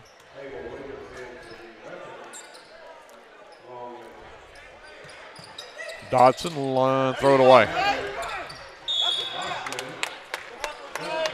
Yep, shoulder check there by Flood, looked like. Yeah, that's a football player, right? Stop the man going down the field. I was actually going to suggest to Coach Terry that maybe we switch to the power eye. There you go. 50-19, Millwood as they lob it in the lane and up and in for Richards. 52-19. And again, full court pressure. The full court pass to Williams, and he traveled with it. Although, if I'm fair, we didn't fare better with the power eye against them last time we played them on the gridiron. The gridiron. That's a good point too. Russell checks out. Number 15 is Reed Dorman, the freshman, who has checked in for the Leopards. Up top, Bivens has the basketball left wing. Comes back to Wilson, top of the key.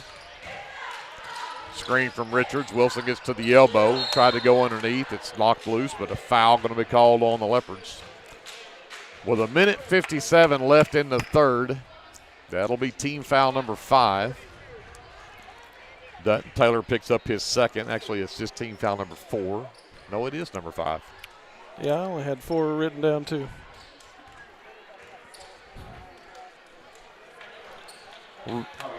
Richards missed that free throw.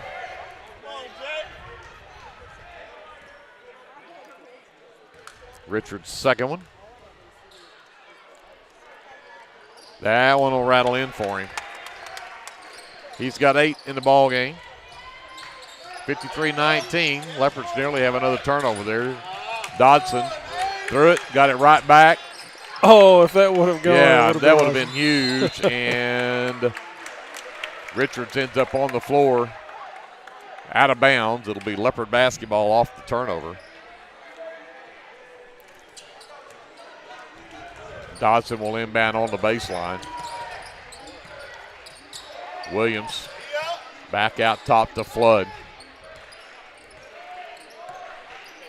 Flood works to the right wing. Goes baseline against the 6-7. Comes back out to Dodson left wing. Back up top, Taylor. Taylor draws to the right side. Hand off to Flood. Williams comes back left side to Dorman. 3 ball on the way. Got it! Reed Dorman for 3. 53-22. Up top, Bivens wants to answer but can't. Rebound tipped. And out of bounds, it'll be Leopard ball.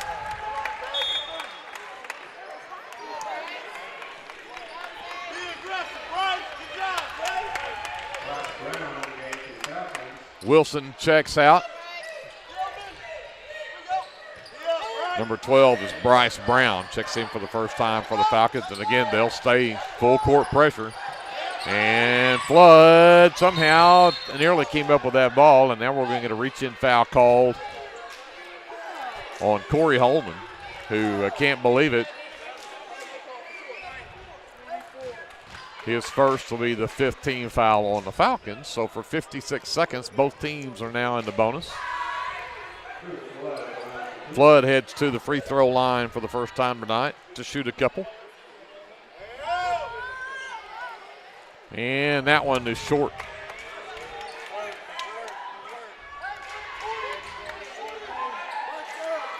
Well, here's your positive for this quarter. The Leopards have scored 11 in this quarter.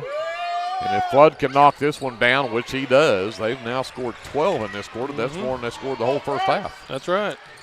53-23, a 30-point lead for the Falcons. Right wing is Mays. Gets it back over to Brown on the wing left side. Gets around the screen from Bivens. Flood stays right there with him, though. Gets it back to Mays on the right. Back out to Brown. Brown gets to the left elbow. Jumper up and good for Bryce Brown. That's a good shot. That's great defense. Dorman nearly loses it. Got it to Flood. Flood's pass is tipped. Turnover the other way. And Taylor nearly came up with a steal, but it'll go out of bounds with 14.9 left. And number 20, Jalen Farmer, checks in for the Falcons. I think that was, I think there's only one other player that hasn't been in the game yet, and that's Braylon Bradshaw.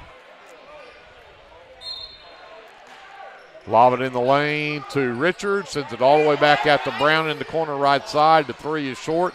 It's tipped right back to him, and the baseline jumper won't drop either. Now they'll get Coleman up over the back for the rebound tip.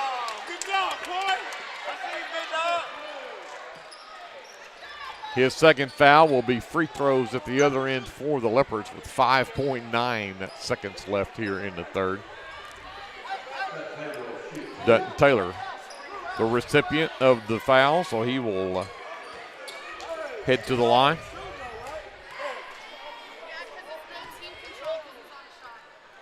Taylor's first one on the way, and perfect. Got it. 55-24.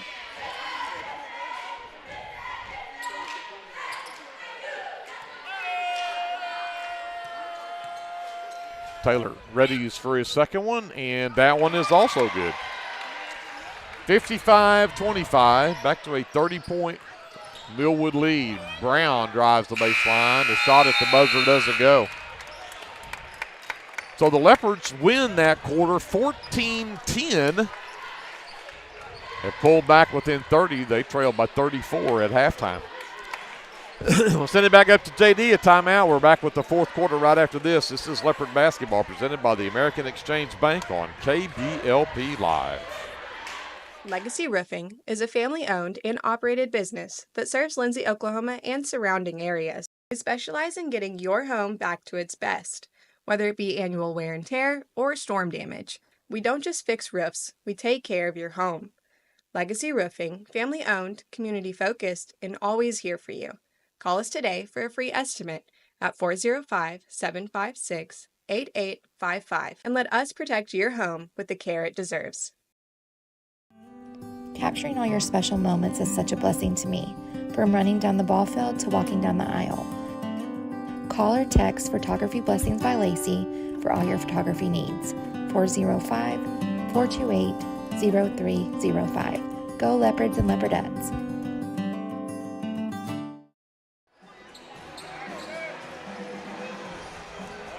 Fourth quarter coming up. Millwood with the basketball. They lead by 30 at 55-25. Brown gets the inbounds, works to the right wing, gives it to Bivens. Back up top with Richards over to the left wing for Farmer. Comes back to Brown, top of the key, behind a Richards screen. Three won't drop. Holman comes away with the miss. His putback will not go. Rebound still tipped around, and that time Maverick Dodson comes out with it. And on the left side, out of bounds. Zach Howey, the sophomore, in the ball game, and the Leopards with turnover number 24 in the ball game. Here comes Brown the other way. Behind him to Richards, sends it over to the right wing to Farmer. Farmer into the lane, sends it back up top to Brown. Brown. Oh, Dutton Taylor. Good effort right there. He is battling down there against a guy that's easily a foot taller than he is. Yep. And he kept him from getting posted up underneath and then nearly came up with a steal. He's pushing Holman all the way out of the lane out there. Now he's got the ball. Let's see what he can do with it. Got it into the lane. Won't get it to go, but he'll draw contact. I tell you, pretty good defense. Dutton was hands straight up. Yep. His third. First team foul here in the fourth quarter, but Holman heads to the line. Shoots a couple. That one off the side of the rim, no good.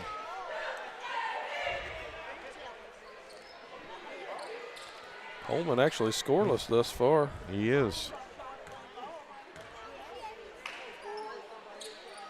Got that one to go. I shouldn't have said what I said. Yep, you jinxed it the wrong way. I'm new to this. Leopards nearly get a turnover and force another turnover again. Great play over there by Zach Howey as he knocks it off of one of the Millwood players out of bounds.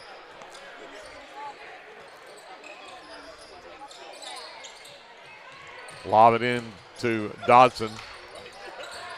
Goes to work on Brown. Trap comes, got it away to Howey, but Howey lost it to the big 6'7". Look at the height difference on that. Yeah. Bivens ends up with it at the other end, lays it in.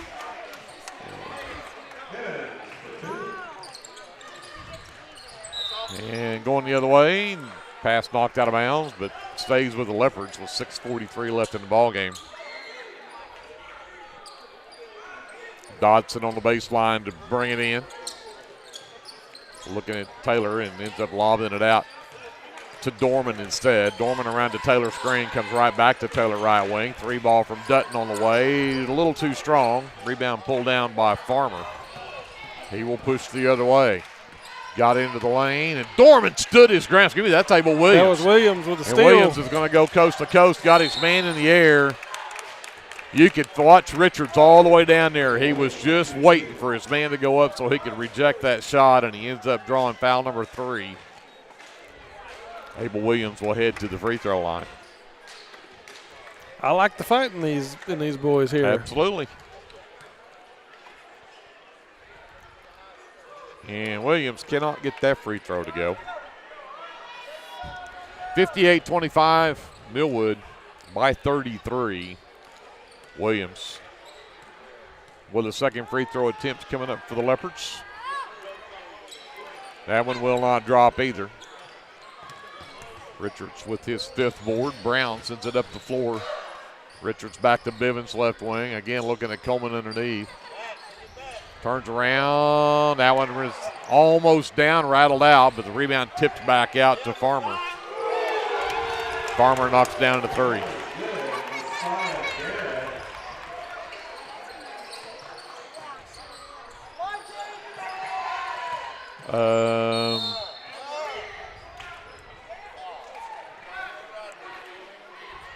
an offensive foul on Williams. And I was just trying to check myself there because I thought Jalen Farmer, number 20, put up that three that was just shot for Millwood. But I don't believe that was the name the PA announcer or arena announcer, Joel Gredeman, said. So I'm confused now. Maybe I've got a different name for Dodson gets all the way into the lane. The scoop shot around. Big Corey Holman doesn't go. Zach Helly for three.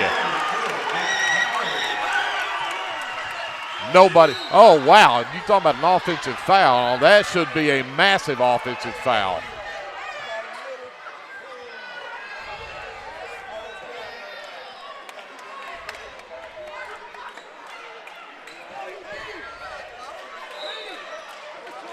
That is, Bivens is going to check out. Jordan Hammonds, number 34, back in the game. And they actually called that a blocking foul on Reed Dorman, which, I don't know how you got that. I really don't.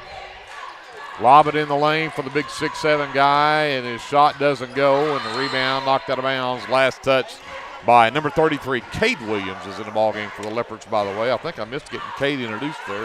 Yep. 5:15 left in the ballgame. Lob it in the lane to Holman. Send it out on the left wing to, I think they said his name is Messiah. Brown shot up and in. 63-28. Dodson on the handle in the backcourt. Again, full court pressure from Millwood here, and Dodson does get across the timeline with it. Gets around Bivens, gets to the right elbow, retreats, gives it up. Cade. Oh, Dutton Taylor fights with Brown. Got it to Bivens in transition, puts it in. 65-28.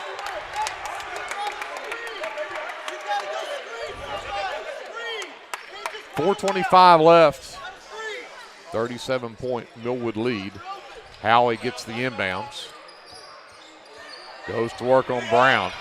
Gives it up to Dorman. Dorman comes across the timeline. Gets a screen from Cade. Sends it over to Dodson, right wing. Long step back three from Dodson. Whoa, everything but go down. Dutton Taylor knocks the ball loose. Leopards can't get it. Cade Williams, that one won't go. Dorman just absolutely mugged. And Holman will pick up the foul.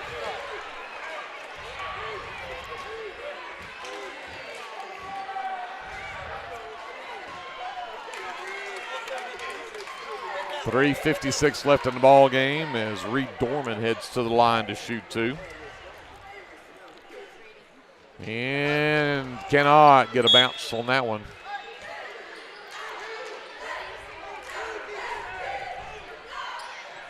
Number 13 in for the Leopards, and I don't have a 13 on my roster. I'm not sure who that is. Dorman does knock down the second free throw.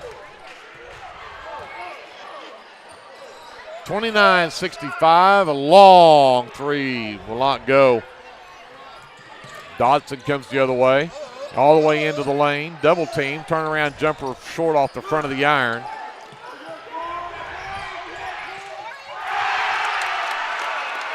Holman with the dunk. 67-29, 3.5 left in the ball game. Dorman comes the other way. First field goal.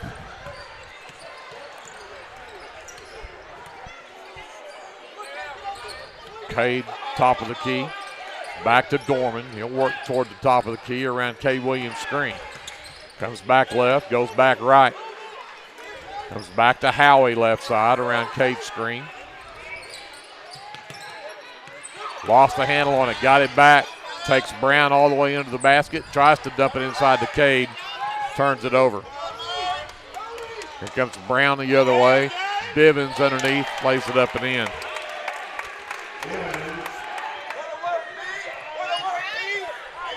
(29-69), a 40-point lead for the Falcons. Howie.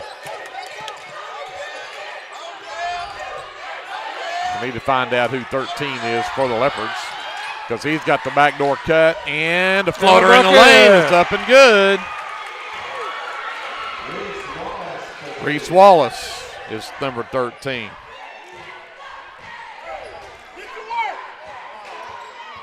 Brown on the wing, up top. Hammonds floats one in the lane. It's off the mark. Dorman comes down with a miss.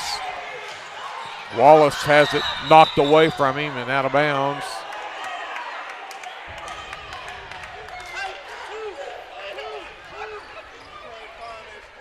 Millwood basketball.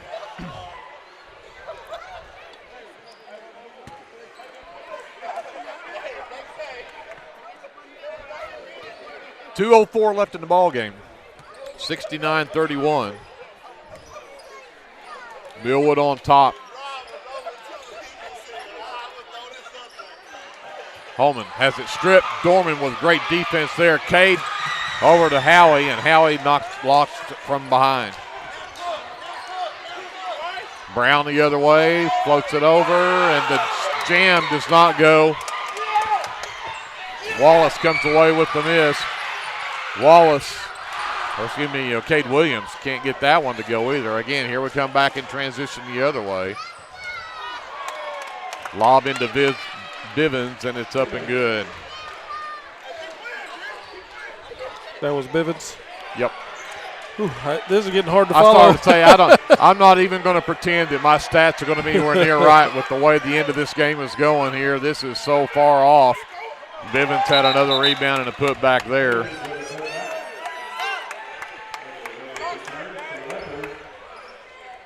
Dodson will check back out as Abel Williams back in the game. A minute left. 73-31, Millwood on top. Howie works to the right wing. Lost the dribble. Abel. Yeah, all kinds of contact. Abel can't get it to go. Bivens comes away with the miss. And Abel Williams steals it right back and then lost it. Bivens gives it up to Jalen Farmer. Is that Messiah? Number 20. It's Messiah. 75-31. Dorman on the handle. Sends it up top to Cade, over to Wallace. Back to Abel between the circles. Back over to Dorman. Long three on the way from Dorman. Oh, I thought it was going. I thought that was dead on line, and we go down to 5 seconds, and that'll do it. 75-31, the Falcons come away with the win. Wow. Had 24 players total with points in this game. I was running out of lines. Yep. So Millwood will move into the regional championship game. The Leopards will go to the consolation bracket. They'll play tomorrow night at 7:30 there in Hennessy, and they will have to play Hennessy there tomorrow night. So that's to be the next time we see the Leopards. With that, let's send it back up to JD. Again, I'm not going to pretend these will even be remotely close, but we'll do our best to come up with some stats and wrap this one up. And the final game from Leopard Arena for this year, right after this here on KBLP Live. American Exchange Bank, right here in Lindsay, is a locally owned and operated community bank that believes in just that, you, a community of fellow Leopards. We love our customers. We feel very grateful for each one. So if you are looking for a safe place to put your money, need help achieving that next dream project, or are simply looking for a different banking experience, give us a call at 405-756-3101. We look forward to serving you each day. Member FDIC and Equal Housing Lender. This is Dr. Matt Shelton with Lindsay Family Dentistry. I'm a 1997 graduate of Lindsay High School and have been practicing dentistry in Lindsay since 2006. We welcome you to come by our dental practice so we can help you and your family with all your dental needs. We offer dental services for everyone at every age, from braces to aligners to crowns, bridges, dentures, and implants. Give us a call today at 405-756-4093 or stop by at 102 Southwest 7th Street and let us give you the healthy, beautiful smile you've always dreamed of. Are you struggling to find a health insurance plan that fits your needs as well as your budget? Let me, Matt Powers, a licensed insurance agent, help you navigate the insurance maze and find the best plan for you. Together, we'll search a variety of plans from nationally recognized carriers at no cost to you. We can talk over the phone or in person. Why stress or wonder if you're choosing the right plan when I can help you for free? Call today and let me help you. At Rural Electric Cooperative, we're committed to providing electric power and opportunity to the many areas our members call home. That includes supporting youth programs that teach life skills and build character. With REC, you're more than a customer, you're a member owner. And that's why we're always working hard to provide you with the most dependable electric power possible. As a Touchstone Energy Cooperative, REC is dedicated to providing the best service possible and supporting the communities in our service area. The Shopper News Note isn't just another paper. The Shopper News Note is a weekly publication that arrives in your mailbox every Wednesday for free. The Shopper offers free Shopper Topper advertisements as well as news notes and classifieds. And everyone at the Shopper wishes the Lindsay Leopards good luck this season. Go Leopards! Back to wrap up the boys' game, the Millwood Falcons showing why they are number one in the state, 75-31. The final score here, the Leopards will drop to 16-9 on the season now. Millwood goes to 17-5. Looking at our, again, completely unofficial, officially unofficial numbers. But 1, 2, 3 players in double figures for the Falcons, and Amari Barrett had 15 at halftime. He finishes with 15. I don't think he ever even saw the floor in the second half. And then 10 apiece from Isaiah Wilkes and also from Gabriel Bivens. Bivens had all of his in the fourth quarter, had 10 points there. And then going from there, we had 8 points from Messiah. Nope, I'm sorry. Richards is number 21. Messiah was 20. I get this right here in a minute. Richards ends up with 8 points on the night. 7 points from Isaiah Wilson. 6 points from Chris Clay. Those were all in the first half on a couple of three-point baskets there in the second quarter. 5 from Messiah, who was the number 20. I get that right. 5 also from Braylon Goins. 4 from Bryce Brown, and then 3 from Corey Holman. 2 points from Mark Presley, and I think I got everybody in there. 11 of 15 is what I had Millwood for from the free throw line. For the Leopards, a lot of scoring from a lot of good guys, which is good, but nobody even close to double figures. Bryce Cater leads the way for the Leopards. He had 2 threes in the game, had 6 points to lead the way for the Leopards. Isaac Cameron and Hunter Russell both had 5 apiece. 4 points from Reed Dorman, who came in there late off the bench. A 3-point basket from Creed Taylor early in the game for his 3, and Zach Howey also hit a 3-point basket there in that fourth quarter for his 3 points.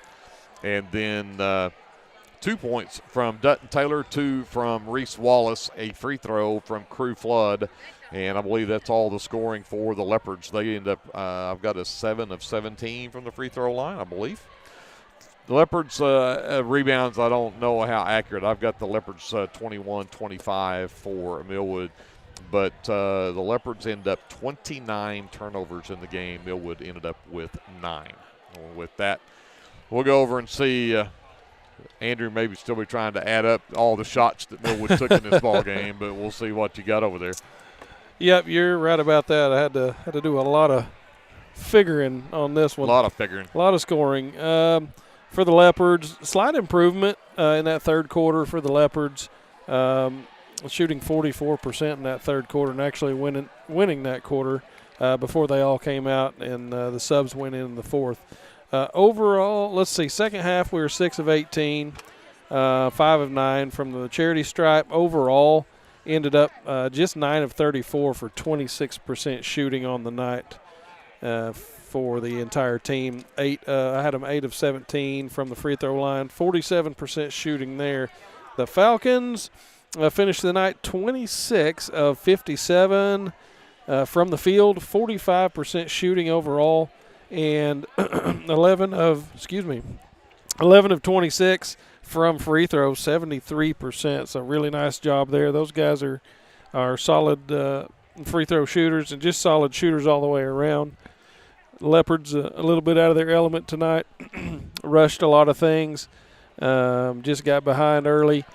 Didn't take care of the ball, and that has a lot to do with the Falcon defense. So hats off to those guys, and like you said, showing us why they are number one in the state. They've obviously earned that moniker, and we wish them luck going forward. Oh, absolutely. I mean, the great team. Pick your poison. I mean, in all honesty, the first 10 guys, they're starting 5, and the next 5 off the bench, and probably any of them can play anywhere. Yeah. You know, so they're very good, and again shows why they came away with a big win, 75-31, the final score in this one. So the Lindsay Leopards will move into the consolation bracket. They will play at Hennessy tomorrow night at 7:30. They will play Hennessy in that ball game. And so that'll be the next time we see the Leopards, so we'll get to make that trip up the road to go see them play. The Leopardettes won tonight, and so they will play in the regional championship game on Saturday night. That game will be at 6 o'clock p.m. And, again, that game is at Hennessy, and they will play Alva in that ball game. So that's when we will see the Leopardettes next on Saturday. And hopefully, if things go well, the Leopards will come up with a win tomorrow night on Hennessy, and we'll get to do a 2:30 game for the Leopards as well on Saturday. And it would be the consolation finals, but still have a chance to move into the area tournament. The Leopardettes have already guaranteed themselves a chance to play in the area tournament with their win tonight. So congrats to them. I failed to mention this, and I need to make sure I do this before we get off the air.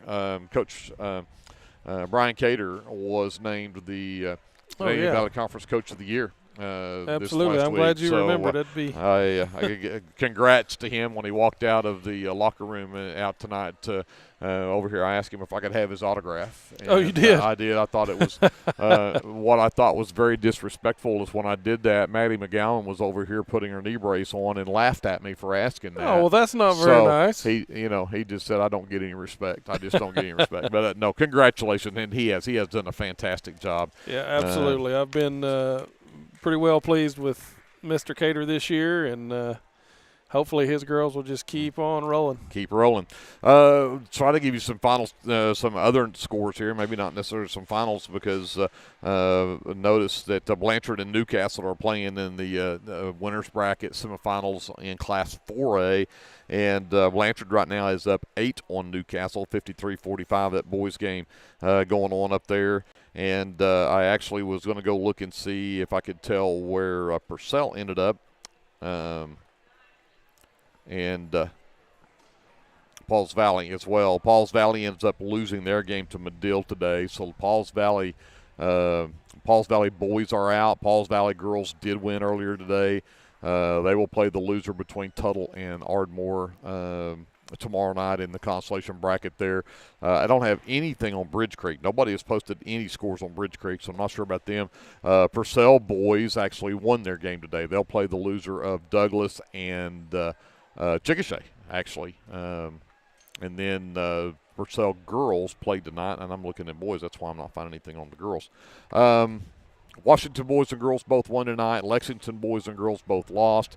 Marlowe boys were up when I checked just a little bit ago on Kingston. Marlowe girls actually drew a bye in the first round of the regional tournament. So they will actually play tomorrow night and play the loser of the Anadarko-Atoka game there in Lone Grove. And then Comanche boys won.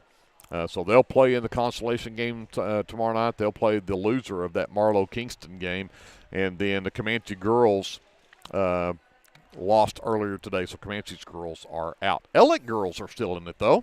Ellick Lady Longhorns are still fighting their way in. They won 40-38 today over Turner. They'll play the winner between Sterling and Empire and they'll play Friday at 1 o'clock. So good for them. Glad to congrats hear our neighbors are doing well. Neighbors doing well. Tori James is their assistant coach down there, and go to church with Tori. Know Tori and her family real well, so I always try to keep up with Tori and the Lady Longhorns. So with that, we'll say goodnight for the final time this season from Leopard Arena. It's always nice to be at home. Hate to ever have to leave here, but we will head on the road from now on. We'll be at Hennessy tomorrow and Saturday, and then we'll be at Kellyville next week. So take a trip up the Turner Turnpike and head up toward Tulsa. With that, hey, Andrew did a great job tonight. Thanks for stepping in. Glenn, I know, wanted to be here, and he had some reasons that he could not be here today and tomorrow, so we'll Andrew will be helping fill in with that while Glenn's out. But Glenn actually watched the live stream and kept the stats and said us what he had to compare with what we were putting out here. So thank you to Glenn for doing that. I appreciate that very much because I know he wants to be here and would love to do that. Big thank you to Kevin Scruggs on the camera, J.D. Scruggs on the live stream, and, of course, Colton and Jason who take care of our FM side at FM 105.1. My name is Greg Peary. We're going to say goodnight from Leopard Arena for the final time this season, and we'll see you tomorrow night up in Hennessy. Until we see you then, remember, whatever you do, always be a good sport. American Exchange Bank, right here in Lindsay, is a locally owned and operated community bank that believes in just that, you, a community of fellow Leopards. We love our customers. We feel very grateful for each one.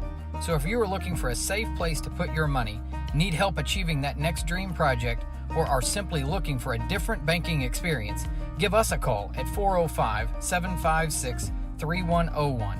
We look forward to serving you each day. Member FDIC and Equal Housing Lender.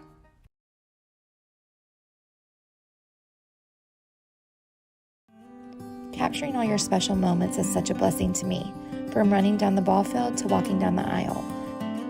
Call or text Photography Blessings by Lacey for all your photography needs. 405-428-0305. Go Leopards and Leopardettes.